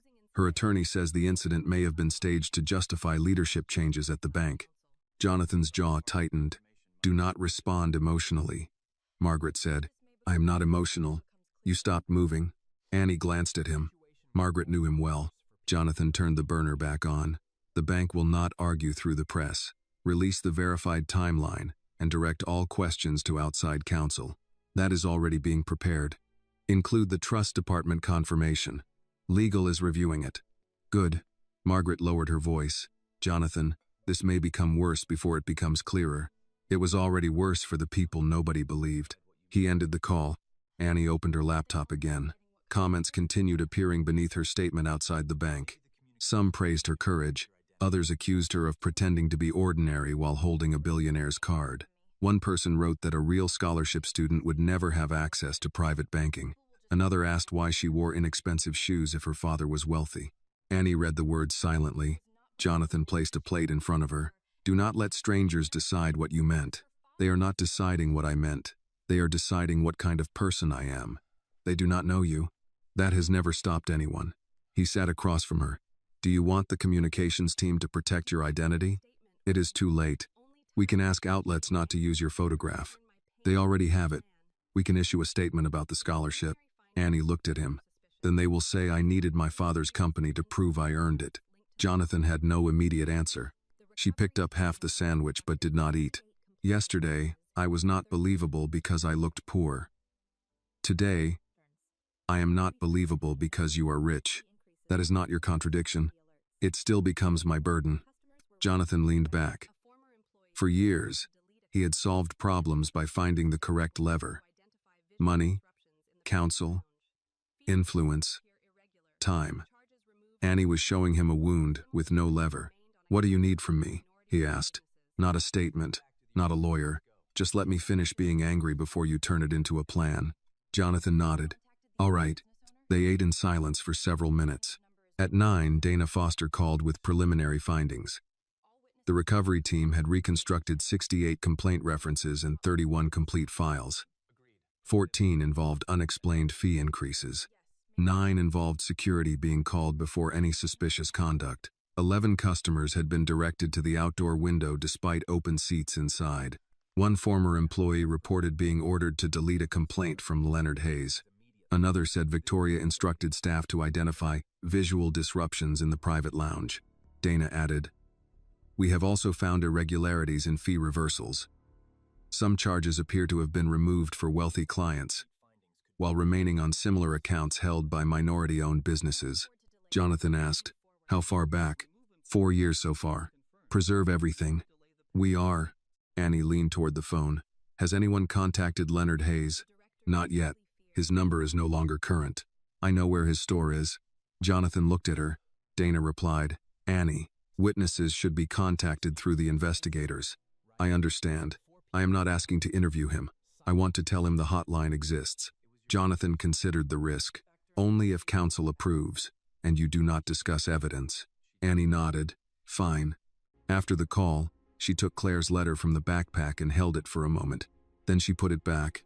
Not yet, she said. Jonathan did not ask why. By noon, the bank's stock had fallen 6%. 2 major investors demanded a private briefing. 3 television networks requested interviews. Richard Hale's attorney warned that his client had been made a scapegoat. The pressure arrived exactly as Jonathan expected. First as concern, then as advice, then as fear disguised as responsibility. At 1 o'clock, Margaret called again. Several directors want to delay the preliminary report. For what reason? They say releasing incomplete findings could damage innocent employees. Jonathan looked at Annie, who was writing Leonard Hayes' store address on a notepad. Then remove employee names until findings are confirmed. Do not delay the pattern. Margaret sighed. You know what they are really afraid of? Yes. The cost. Jonathan watched Annie fold the paper and place it in her pocket. Justice becomes expensive right before people decide silence is cheaper. The words came from Claire. She had said them years earlier during one of Jonathan's first lending battles. Annie looked up. Mom said that? Yes. She was right. Jonathan glanced toward the sealed letter. By afternoon, the investigators would begin calling people whose complaints had been deleted. By evening, the The bank would know whether the scandal belonged to one branch or to something larger. For the first time since entering Heritage Crown, Annie no longer cared whether the public believed her personally. She wanted the names beneath hers to be heard. The investigators reached Leonard Hayes before Annie did. By mid-afternoon, Dana Foster called to say Leonard had refused to discuss his complaint over the phone. He had listened long enough to hear the name Heritage Crown Bank, then ended the call. He said the bank had enough chances, Dana explained. Annie stood near the kitchen counter with Leonard's store address folded in her hand. Did you tell him the investigation is independent? Yes. He said the last people who called themselves independent still worked for the bank. Jonathan understood the distrust. Do not pressure him. I won't, Annie said. But I want to go see him. Dana hesitated. That creates a risk. You are a central witness. I am not going to ask about his case. I only want to tell him why his name came up and let him decide. Jonathan watched her. You should not go alone. Annie expected him to offer a driver, an attorney, or a security team. Instead, he said, Maria should come with you. Leonard knows her, and she can confirm that the complaint existed. Annie nodded. That makes sense. An hour later, Maria pulled into the driveway in a 10-year-old Toyota Corolla. She had changed out of her bank uniform and wore jeans with a blue cotton blouse. Without her name badge and teller jacket, she looked less like a bank employee and more like what she was, a tired grandmother who had spent the night wondering whether telling the truth had come too late. Jonathan walked Annie to the car. You do not promise compensation, he said. You do not discuss documents. You do not ask him to testify. I know. If he says no, you leave. I know. He paused. Annie looked at him. You're doing better. At what? Asking instead of ordering. I still gave you 3 instructions. You used to give 10. Maria smiled from the driver's seat. Leonard Hayes Hardware stood on Beatty's Ford Road between a barber shop and a family-owned restaurant. A faded red awning shaded the front windows. Inside, shelves held plumbing fittings, boxes of nails, paintbrushes, work gloves, and tools arranged by someone who knew exactly where everything belonged. Photographs covered one wall. Youth baseball teams. Church food drives. High school students receiving trade school scholarships. A framed newspaper clipping showed Leonard donating lumber after a neighborhood fire. Annie understood at once why the business mattered. It was more than a store. It was part of the community's memory. Leonard stood behind the counter helping an older man choose a replacement valve. He was broad-shouldered, with close-cropped gray hair and reading glasses hanging from a cord around his neck. When the customer left, Leonard looked at Maria. I wondered how long it would take before the bank sent someone I recognized. Maria stopped several feet from the counter. They did not send me. He looked at Annie. But I know who sent her. No one sent me, Annie said. Leonard gave a dry laugh. The chairman's daughter walks into my store the day after the story breaks, and I am supposed to believe it is a coincidence? No, sir. It is not a coincidence. He waited, Annie continued. I saw your name on a branch document. I remembered hearing you speak at a youth business workshop last year. Leonard's expression shifted slightly. You were there? You told us never to borrow money without reading how the fees could change. I learned that lesson the expensive way. Maria lowered her eyes. Leonard noticed. You scanned my complaint. Yes. And then it disappeared. Yes. Did you delete it? No. But I knew it was gone, and I did not call you. That difference probably matters to you. It does. Maria's voice tightened. It may not matter to you. Leonard studied her for a long moment. At least that answer is honest. Annie placed a card on the counter. It contained the number for the independent reporting line. You do not owe the bank a statement. You do not owe my father anything. I only wanted you to know that the complaint was recovered from a backup system. Leonard looked at the card but did not touch it. Recovered after the owner's daughter was mistreated. Yes, sir. And before that? No one looked hard enough. That is a polite way to say no one cared. Annie did not defend the bank. Yes. The direct answer seemed to unsettle him more than an excuse would have. Leonard walked to a small office behind the counter and returned carrying a thick brown envelope. He placed it beside the hotline card. My wife kept copies. Inside were 6 pages of the original complaint, account statements, fee notices, and correspondence from the branch. Leonard tapped one document. They charged me $4,800 for an enhanced business review. My company had never missed a payment in 31 years. Maria said quietly, I remember. I asked why the fee was so high. Miss Langford said businesses from my area required more work. Annie looked around the store. What happened after you paid it? I delayed replacing a delivery truck. Then the old one broke down, and I lost 2 contracts. He pointed toward the wall of photographs. I had to let 2 young men go. One of them had just become a father. His voice remained controlled, but anger lived beneath each word. The bank later told me the fee had been explained and accepted. I never accepted it. I paid because they froze my credit request until I did. Annie thought about the way Victoria had called customers low value. Leonard's store had supported families, sponsored children, and remained open through recessions. Yet a spreadsheet had reduced it to a risk code. Mr. Hayes, the investigators found other complaints, she said. Some involved similar fees. How many? They have not finished counting. He looked at Maria. Were white business owners charged the same way? Maria answered carefully. Not from what I saw. Leonard removed his glasses. That is the first straight answer anyone from that bank has given me. I should have given it sooner, Maria said. Yes, you should have. She accepted the words without argument. Leonard picked up the hotline card. If I call, who hears me? Outside investigators, Annie said. Not branch management, not Mr. Hale, not my father. And if the bank does not like what I say, they still have to preserve it. That is not the same as acting on it. No, sir, it isn't. He looked at her. You do not promise much. I do not want to use promises to get your story. Leonard's expression softened by a degree. He placed the brown envelope in Annie's direction, then pulled it back. No, this goes directly to the investigators. Chain of custody matters. Maria almost smiled. You have been reading. I learned after trusting experts cost me $5,000. He picked up the store phone and dialed the number on the card. Annie and Maria remained silent while he identified himself. This is Leonard Hayes, he said. I filed a complaint last spring. I still have every page.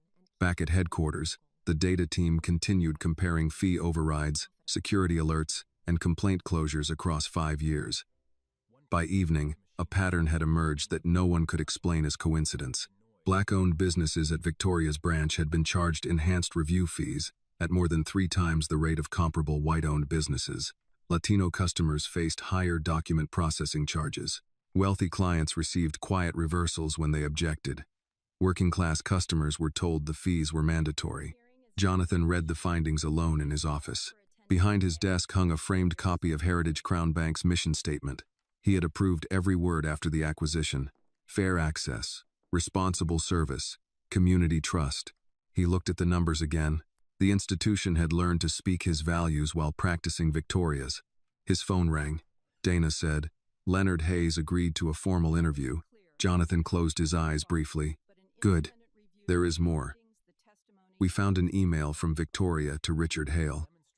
She described the enhanced fees as a way to offset what she called high-maintenance community accounts. Did Richard respond? Yes. Jonathan waited. Dana read the reply. Use discretion. Keep complaints local. Jonathan looked through the office windows at the city below. Victoria had built the machinery. Richard had heard it running and decided the noise was profitable. The next phase of the investigation would no longer ask whether the bank had failed. It would ask how many people had helped the failure continue. 6 weeks later, the special accountability hearing began inside Heritage Crown Bank's headquarters in Charlotte. The long hearing room had no marble floors, no leather lounge chairs, and no brass slogans on the wall. There were only plain tables, microphones, water pitchers, and rows of people waiting to speak. Jonathan sat at the board table but not at its center. An independent committee chair, retired federal judge Helen Morris, presided over the proceeding.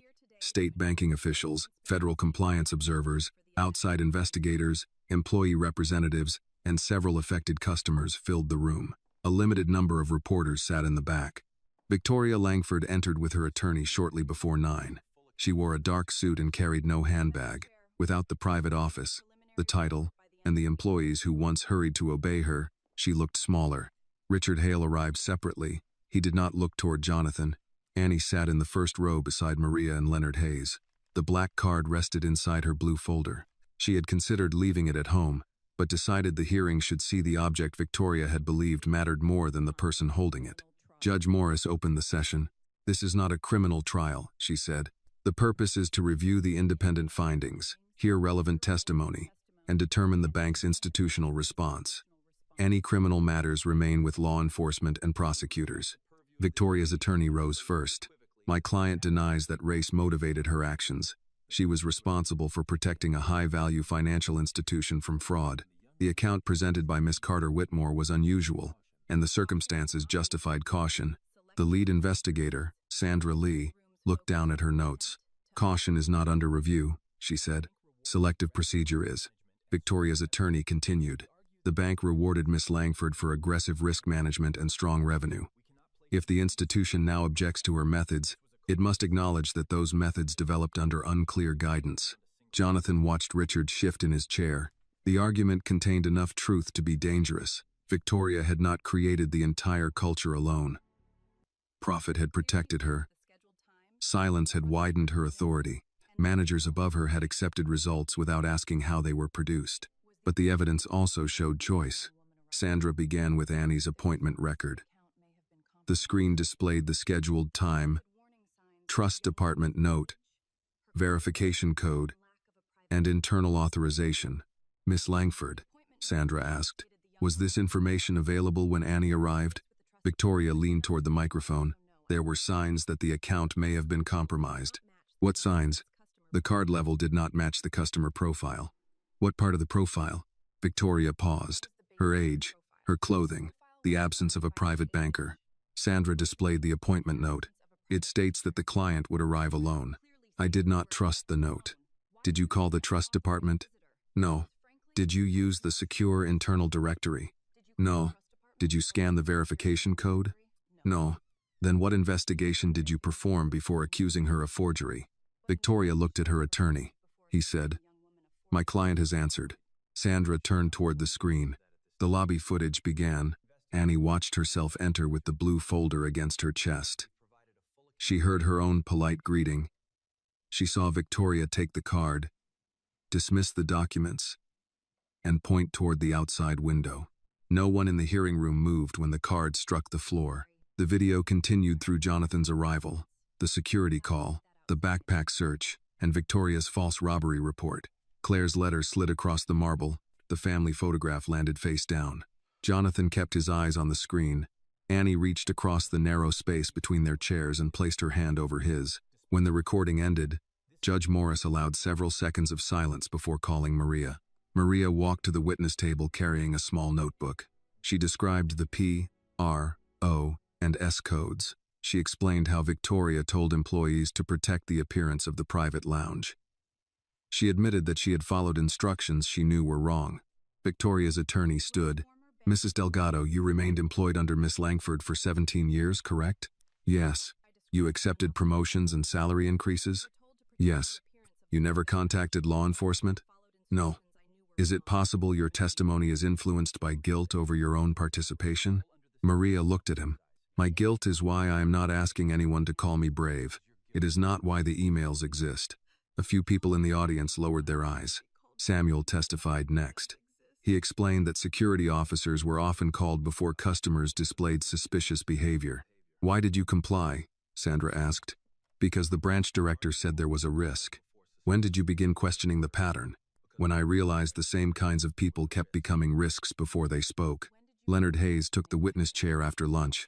He placed his 6-page complaint and fee notice on the table. My hardware store had never missed a loan payment in 31 years, he said.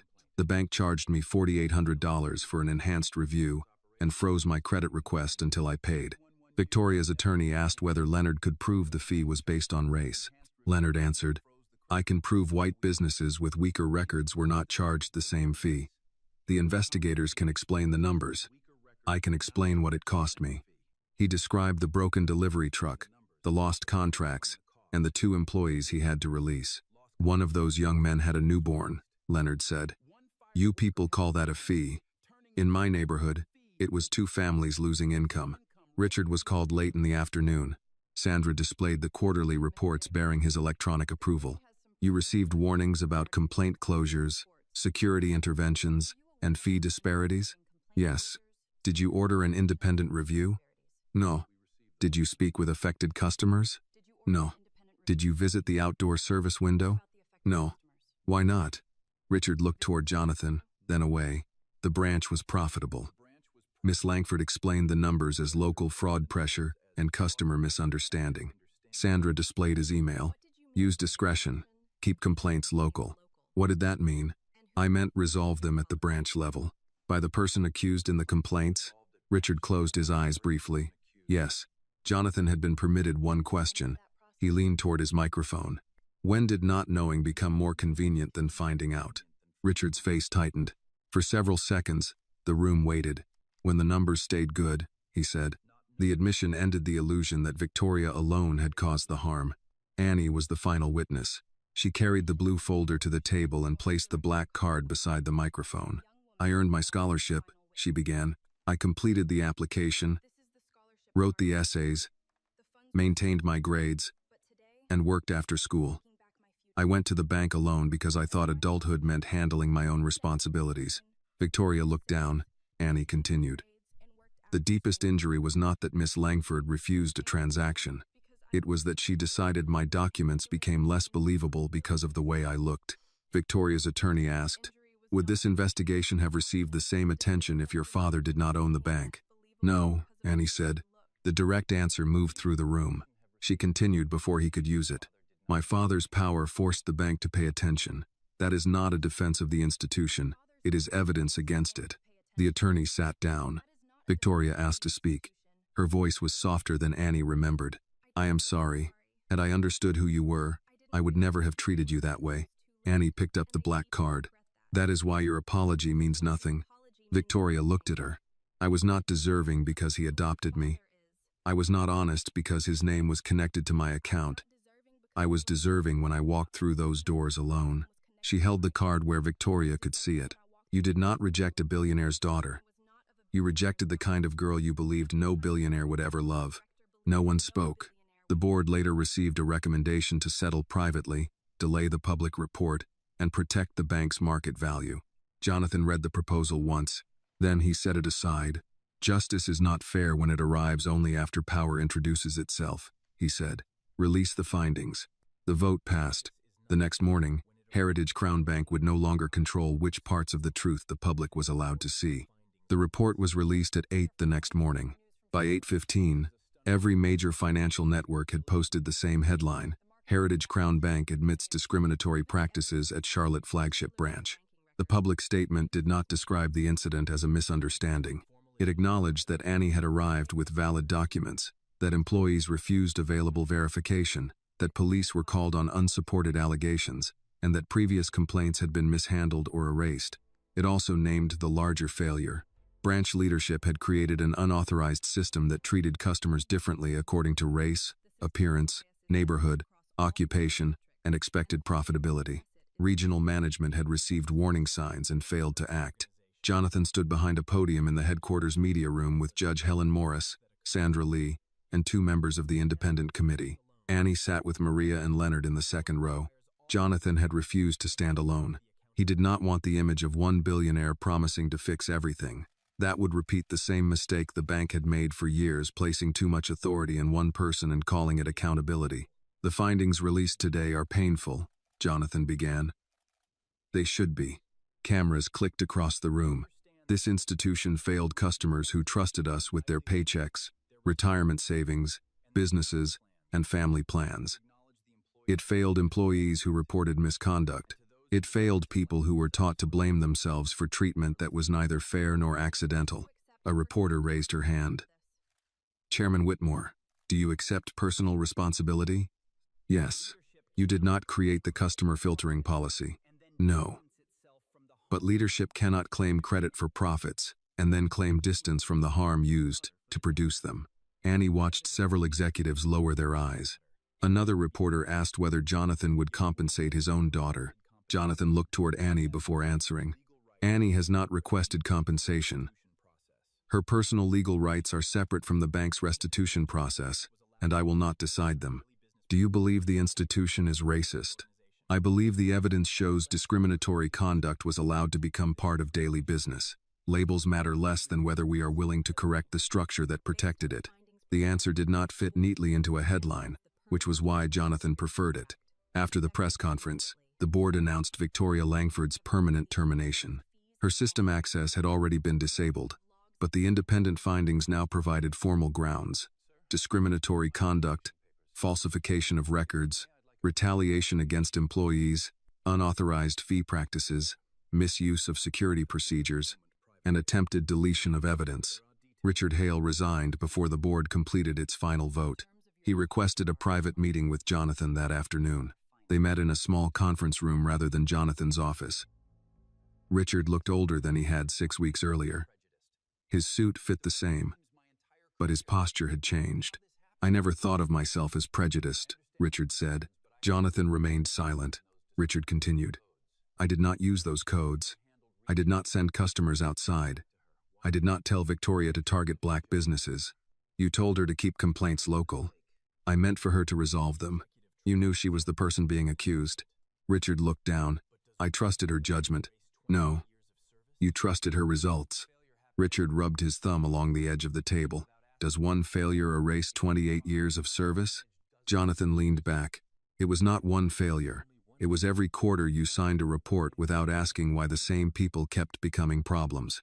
I was responsible for 53 branches, and the customers were responsible for one account each. That account may have held everything they had." Richard closed his eyes. Jonathan did not enjoy the man's defeat. Richard had once been competent, loyal, and respected. That was what made the betrayal harder to dismiss. Institutions rarely collapsed because every person inside them was openly cruel. They collapsed because capable people learned to look away at the right time. Richard stood. "What happens to my retirement?" "The board compensation committee will decide according to your contract and the investigation findings." "You could protect it?" "Yes." "Will you?" "No." Richard nodded slowly, as if he had expected the answer but needed to hear it. Before leaving, he said, "I am sorry about Annie." Jonathan looked at him. "Are you sorry she was hurt, or sorry she was someone whose father could expose it?" Richard had no answer. The regulatory process moved more slowly. State licensing authorities opened a formal review of Victoria's conduct. Federal banking regulators examined fee practices, complaint procedures, and fair access violations. The district attorney reviewed the false robbery report and the attempted deletion of surveillance records. Months later, Victoria lost every professional license connected to regulated banking work.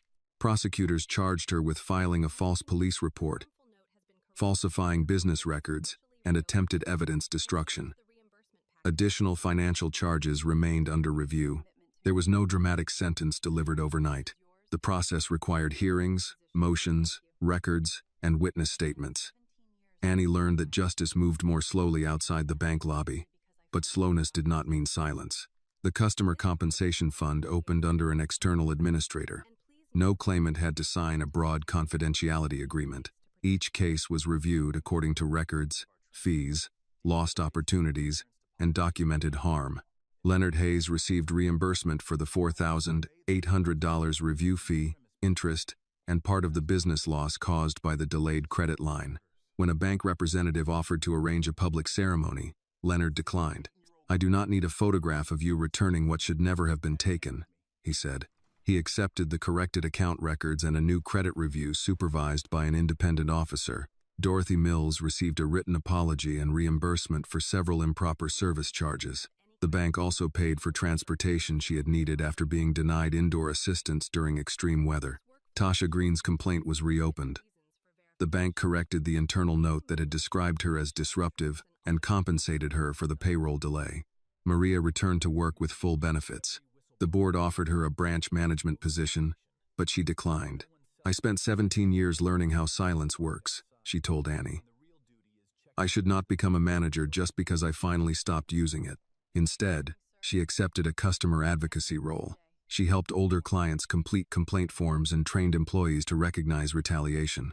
Samuel remained head of security after the review confirmed that he refused to conduct an unlawful search or handcuff Jonathan and Annie. Still, he requested community meetings with customers who had been placed under unnecessary observation. At the first meeting, a black pastor asked him why he had obeyed earlier alerts without questioning them.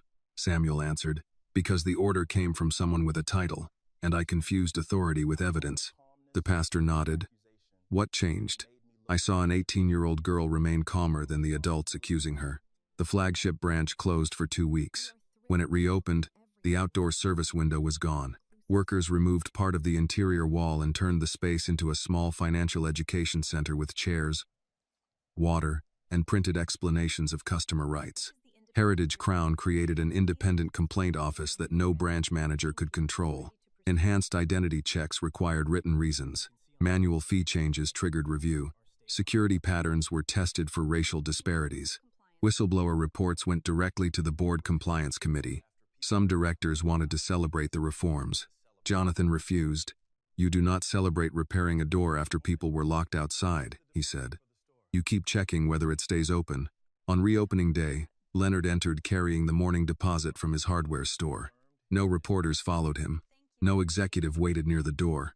A young teller verified the amount, handed him a receipt, and said, "Thank you, Mr. Hayes. Is there anything else I can help you with?" Leonard looked around the lobby. The same marble floor remained. The same glass doors. The same brass words on the wall. But no one asked him to prove that he belonged. "No," he said. "That will be all." He left without applause. For Jonathan, that ordinary departure mattered more than the press conference. Justice had begun to look less like punishment and more like a man finishing a bank transaction without being made to feel small. Several weeks after the branch reopened, Jonathan asked Annie whether she was ready to finish celebrating her 18th birthday. She looked at him across the breakfast table. "Finish? We never got past the bank. I remember. I bought cake. You bought cake 6 weeks late? It is still technically for your 18th birthday." Annie narrowed her eyes. "What kind? Chocolate? With white frosting?" "Yes." She tried not to smile. "Then I suppose we can continue." They chose a quiet Sunday afternoon at home. No executives, attorneys, reporters, or board members were invited. Jonathan lit the grill on the back patio while Annie prepared potato salad from Claire's handwritten recipe. She added too much mustard, tasted it, and frowned. Jonathan glanced over. "I can fix that." "No. It needs more potatoes." I said no. "You know I am right. You are not taking over my potato salad." Jonathan raised both hands and returned to the grill. "I have learned nothing. You have learned enough to step away from the bowl." They ate hamburgers, corn on the cob, potato salad that was sharper than Claire's had ever been, and iced tea from heavy glasses Jonathan had owned since his first apartment. The meal felt ordinary, which was what Annie wanted. For weeks, strangers had discussed her on television as though she were a symbol instead of a person. Some called her brave, others called her privileged. Few seemed interested in the fact that she still had college forms to complete, laundry to fold, and an unopened letter from a woman she missed. After lunch, Jonathan carried a leather folder onto the patio and placed it between them. Annie looked at it. "The trust." "Yes. I thought the account was only for the scholarship. The scholarship is separate. This is what I planned to explain on your birthday." She did not open the folder. "How much?" "Enough to give you choices, not enough to remove consequences." "That sounds like a sentence you practiced." "I had 6 weeks." Annie opened the folder and read the summary. The trust included her education costs, a protected investment account, and a smaller portion she could direct after turning 18. Major withdrawals required independent financial advice. The account gave her security, not unrestricted access to Jonathan's corporate wealth. Even so, the amount made her sit back. "This is too much. It is responsibility. It is still too much." Jonathan rested his forearms on the table. "Money frightened me for most of my life. First, because I did not have it. Then because I was afraid of becoming the kind of man who believed having it made him wiser than everyone else." Annie looked at the papers again. When Claire was sick, every decision had a price attached. Medicine, travel, specialists, time away from work. After she died, I promised myself I would never allow someone I loved to stand beside a hospital bed wondering whether money had decided the outcome. That is not the same as giving me a trust. No, but grief is not always reasonable. The honesty quieted her. Jonathan continued. "I do not want this money to define you. I also do not want pretending it does not exist to become another kind of dishonesty." Annie closed the folder. "I spent years trying to prove I deserved to be your daughter without it." Jonathan's expression changed. "Why would you think you had to prove that? You chose me. I chose the legal responsibility. I did not choose whether I loved you." She looked away. Jonathan waited. Annie said, "People hear adopted daughter and billionaire in the same sentence. They assume I was rescued. You survived before I adopted you. I know. You earned your scholarship. I know. You never had to earn your place with me. Her eyes filled, but she blinked the tears back. Jonathan nodded toward the old backpack near the patio door. Claire's letter is still inside. Annie was quiet for several seconds, then stood and retrieved it. The envelope had softened at the edges after years of storage. Claire had written Annie's name in blue ink. Annie ran her thumb beneath the letters before breaking the seal. Jonathan looked toward the yard while she read. He had promised Claire he would never open it, and he kept that promise even after grief made him curious. Annie read silently at first. Then she stopped. What did she say? Jonathan asked. She said strong girls are often praised for needing very little. Jonathan looked at her. Annie continued reading aloud. She wrote, "People may admire your courage and forget that courage can be lonely. Never let anyone make you prove your humanity before they offer kindness." Jonathan lowered his eyes. Annie turned the page. "She also wrote about you. That concerns me. She said you mistake responsibility for love because responsibility is easier for you to measure." Jonathan let out one short laugh. "That sounds like Claire. She told me that when I was old enough, I should remind you that people are not problems to solve." He looked toward the grill. "She planned to continue correcting me after death." "She knew you." Annie's voice broke on the last word. The letter lowered into her lap. For the first time since the bank incident, she stopped trying to control what her face revealed. She cried for Claire, for David, for the mother she barely remembered, for the card on the marble floor, and for every moment she had believed needing help would make her less worthy of the life Jonathan gave her. Jonathan moved his chair beside hers. He did not explain the trust. He did not promise to repair anything. He simply put one arm around her and stayed there. After a while, Annie wiped her face with the back of her hand. "I know what I want to do with part of the money." Jonathan reached for the folder. She held up one finger. "Do not make a plan yet." He stopped. "I want to create something for students who have the grades but not the money. Scholarships, emergency help, financial education, and low-interest credit for young business owners who get treated like Mr. Hayes." Jonathan listened. "I also want legal assistance for people challenging unfair fees," she continued. "Not a giant program run by executives who never meet them. Something local first." "What would you call it?" "The Open Door Scholarship and Credit Initiative." Jonathan nodded. "Why open door?"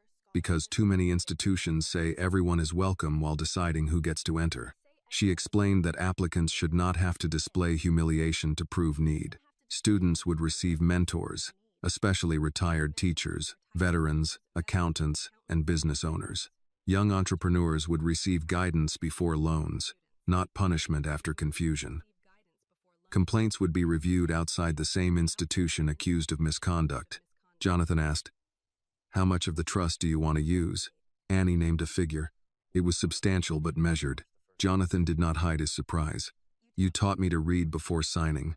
I also taught you to start small. This is small compared with what it could become." He considered the proposal. "I will match it. You will not control it." "I will match it." That was not an answer. "No control. Independent board. You choose the first community advisors." Annie nodded. "Mr. Hayes." "Good." "Maria." "Good." "Mrs. Parker." Jonathan smiled. "She will argue with everyone. That is why I want her." They named the first scholarship after David Carter and the financial rights clinic after Claire. Annie looked at the cracked family photograph on the patio table. Jonathan had replaced the frame but left the original picture inside. The thin line still crossed David's face. "We should get a clean copy," Jonathan said. "No. The glass is damaged. The picture is not." Jonathan understood. Later, while the sun lowered behind the trees, he told Annie about another decision. "I am going to begin visiting branches without advance notice." "Dressed like that?" He looked down at his faded polo shirt. "What is wrong with this?" "Nothing. That is the point." He said the visits would not be theatrical tests. He would stand in ordinary lines, speak with junior employees, review unresolved complaints, and meet customers without regional executives preparing the room. "A report tells me what a branch wants me to know," he said. "A waiting room tells me what it has become." Annie folded Claire's letter and returned it to the envelope. "Do not turn this into another way to control everything." "I will try not to." "Listen first." Jonathan nodded. "Listen first." They carried the dishes inside together. The cake waited on the kitchen counter with 18 candles still in the box. Jonathan began placing them. Annie watched him struggle with the spacing. You built a financial empire, but you cannot arrange candles. Different skill set. When all 18 were lit, Jonathan turned off the kitchen lights. Annie closed her eyes before making the wish. For years, she had believed adulthood meant proving she could carry every burden alone. Now she understood that independence was not refusing every hand offered to her. It was learning which hands respected her enough to help without trying to own the direction of her life. 1 year later, Jonathan returned to the Charlotte flagship branch on another hot August morning. He drove Claire's old dark blue Jeep and parked 2 blocks away. He wore khaki pants, a pale blue button-down shirt, and the same worn running shoes Victoria Langford had once treated as evidence against him. No driver waited at the curb. No executive stood near the entrance. He had informed no one except Annie, who had asked him to meet her for lunch. The glass doors opened without ceremony. The brass words remained on the wall. Dignity, trust, service. A smaller sign now hung beneath them. Trust is not something customers must prove. It is something institutions must earn. Jonathan stopped long enough to read it, though he had approved the wording months earlier. The marble floor looked unchanged. There was no mark where the black card had landed, or where Claire's letter and the cracked family photograph had been scattered. Polished surfaces did not preserve memory. People had to do that. The rest of the branch had changed. The former outdoor service window had been closed and rebuilt as the Claire Whitmore Financial Learning Center. Part of the wall had been removed, so the room opened into the main lobby. Through the wide entrance, Jonathan saw a retired accountant showing 5 high school students how compound interest worked. A whiteboard listed the differences between credit scores, credit reports, and lending decisions. Leonard Hayes stood near the back table speaking to 3 young business owners. A loan officer should be able to explain every fee in plain English, he told them. If they cannot explain it, do not sign because they are wearing a suit and you are not. He looked up and noticed Jonathan. Leonard did not wave or interrupt the session. He simply nodded once. Jonathan returned the gesture. That small exchange pleased him more than public gratitude would have. Leonard was no longer standing inside the bank as an injured customer invited back for display. He was there because his experience had value. At the teller line, Maria Delgado sat beside an elderly woman completing a direct deposit form. Her title was now Customer Advocacy Manager, but she still worked from a desk close to the public area. "Take your time, Mrs. Wallace," Maria said. "There is no prize for finishing before you understand it." The woman laughed. "That is not what my late husband used to say about tax forms. Your husband did not work here. That may explain several things." Jonathan smiled. Maria noticed him only after returning the woman's identification.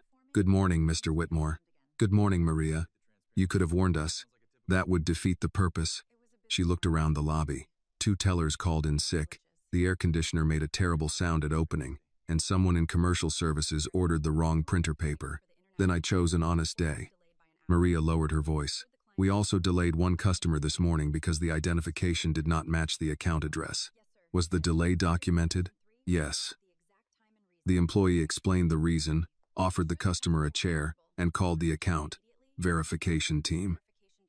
It took 12 minutes. Did the customer understand?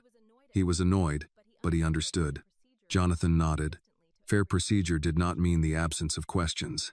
It meant questions based on evidence, applied consistently, and explained without humiliation. Near the entrance, Samuel Brooks stood with a younger security officer. "What do you notice first?" Samuel asked him. "The customer's hands." "What else?" "Movement toward restricted areas, signs of panic, attempts to conceal objects." Samuel waited. The younger guard added, "Behavior, not clothes." "Good. Remember that after a quiet month. That is when people get lazy." Samuel saw Jonathan and approached. "Sir." "Samuel." The quarterly security review found 1 branch still calling officers before documenting suspicious conduct. "What happened?" "The alerts were corrected. The manager received a warning, and compliance is monitoring the branch." Jonathan appreciated the answer because it contained no claim that the system had become perfect. Reform was not a clean ending. It was the work of catching old habits before they became protected again. The front doors opened, and Annie entered carrying 2 cups of coffee.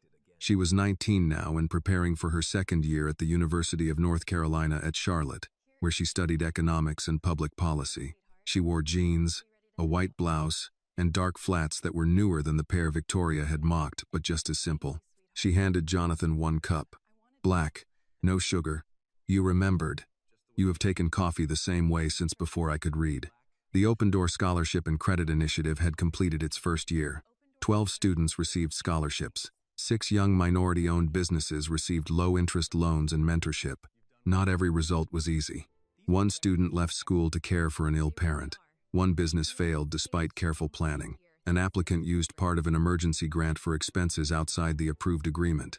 Annie had learned that helping people did not mean controlling every outcome. The program adjusted its rules, listened to the people involved, and continued. Leonard served on the Small Business Advisory Council. Maria taught monthly workshops about bank statements and complaint procedures. Mrs. Parker recruited retired attorneys to volunteer at the Claire Whitmore Financial Rights Clinic. Jonathan had offered additional funding twice. Annie had accepted the money and rejected several of his suggestions. He considered that progress for both of them. "Ready for lunch?" he asked. "Almost. I need to replace my card." Jonathan looked at the dark blue card in her hand. "What happened to the black one?" "It expired. You could have requested another private client card." "I did not want one. You know the color was not responsible." "No, but I do not need the services connected to it. My scholarship account is a student account. The trust is managed separately." She joined the ordinary teller line. Jonathan stood behind her. Several employees recognized them, but no one came to remove them from the line. No branch manager appeared with bottled water. No executive opened a private office. Ahead of Annie, a mother tried to complete a deposit while keeping 2 young children close. One child dropped a plastic truck. Jonathan picked it up and handed it back. "Thank you," the mother said. "You're welcome." She did not recognize him. Behind Jonathan stood an older man wearing a Vietnam veteran cap and holding a deposit envelope. "You follow the Panthers?" the man asked. "Long enough to know better." The veteran laughed. "That is the correct answer." When Annie reached the counter, a young teller named Keisha greeted her. "Good morning. How may I help you?" "I need a replacement debit card." Keisha requested identification, compared the information, and explained the replacement process. She did not become unusually warm after reading the surname. She did not look toward management. "This will take about 5 minutes," she said. "Would you like to keep the same PIN?" "Yes, please." The new card was standard dark blue. Keisha returned Annie's identification with both hands. "Is there anything else I can help you with today, Miss Carter? Whitmore?" "No, ma'am. And Annie is fine." As they walked toward the doors, Jonathan glanced back at the marble floor. "A year ago, you said money did not define dignity. It still does not. Do you miss the black card?" Annie looked at the dark blue replacement. It was never powerful. People just decided it was. Outside, the former waiting area had been transformed into a courtyard with shade trees, benches, and a water fountain. The old metal awning remained. A plaque explained that the space had once been used to separate customers and had been redesigned after unequal service practices were exposed. The bank had not erased the past. It had named it. Jonathan asked, "Do you think the place has changed?" Annie looked through the glass doors at Maria, Samuel, Leonard, and the customers waiting in the ordinary line. "Some people changed. The rules changed. The records changed. That matters. Is it enough?" "Enough is something you keep working toward." They started toward a family-owned restaurant around the corner. Jonathan had promised fried chicken, cornbread, collard greens, and peach cobbler. Claire would have ordered 2 slices of cobbler, he said. She would have claimed the second one was for later. She would have eaten it in the car. Annie laughed. The sound did not erase David, Claire, her biological mother, or the day her card landed on the marble floor. It did not need to. Healing was not the removal of memory. It was the return of life around it. Jonathan had once believed ownership gave him knowledge. He learned that authority without presence created blind spaces where cruel people built private kingdoms. Annie had once believed independence meant carrying every burden alone. She learned that strength also meant choosing which hands could be trusted. Victoria lost her career because of her choices. Richard lost his because he protected profitable silence. Maria, Samuel, Leonard, Mrs. Parker, and the other witnesses helped change the bank because each eventually refused to look away. Jonathan's wealth opened the boardroom. Annie's courage opened the truth. They walked side by side beneath the Carolina sun, neither one ahead of the other. Behind them, the glass doors closed softly, reflecting every person still standing in the ordinary line. The story reminds us that dignity should never depend on wealth, clothing, skin color, or social status. True character is revealed by how we treat people who seem powerless, especially when no one important appears to be watching. It also shows that injustice survives when good people remain silent, while real change begins when someone chooses to speak, listen, and act. Money may open doors, but courage, evidence, and compassion are what make justice possible. This video is a work of fiction created with the assistance of artificial intelligence. All characters, events, and situations are not real and do not represent any actual people or true stories. The content is intended for storytelling and emotional illustration only.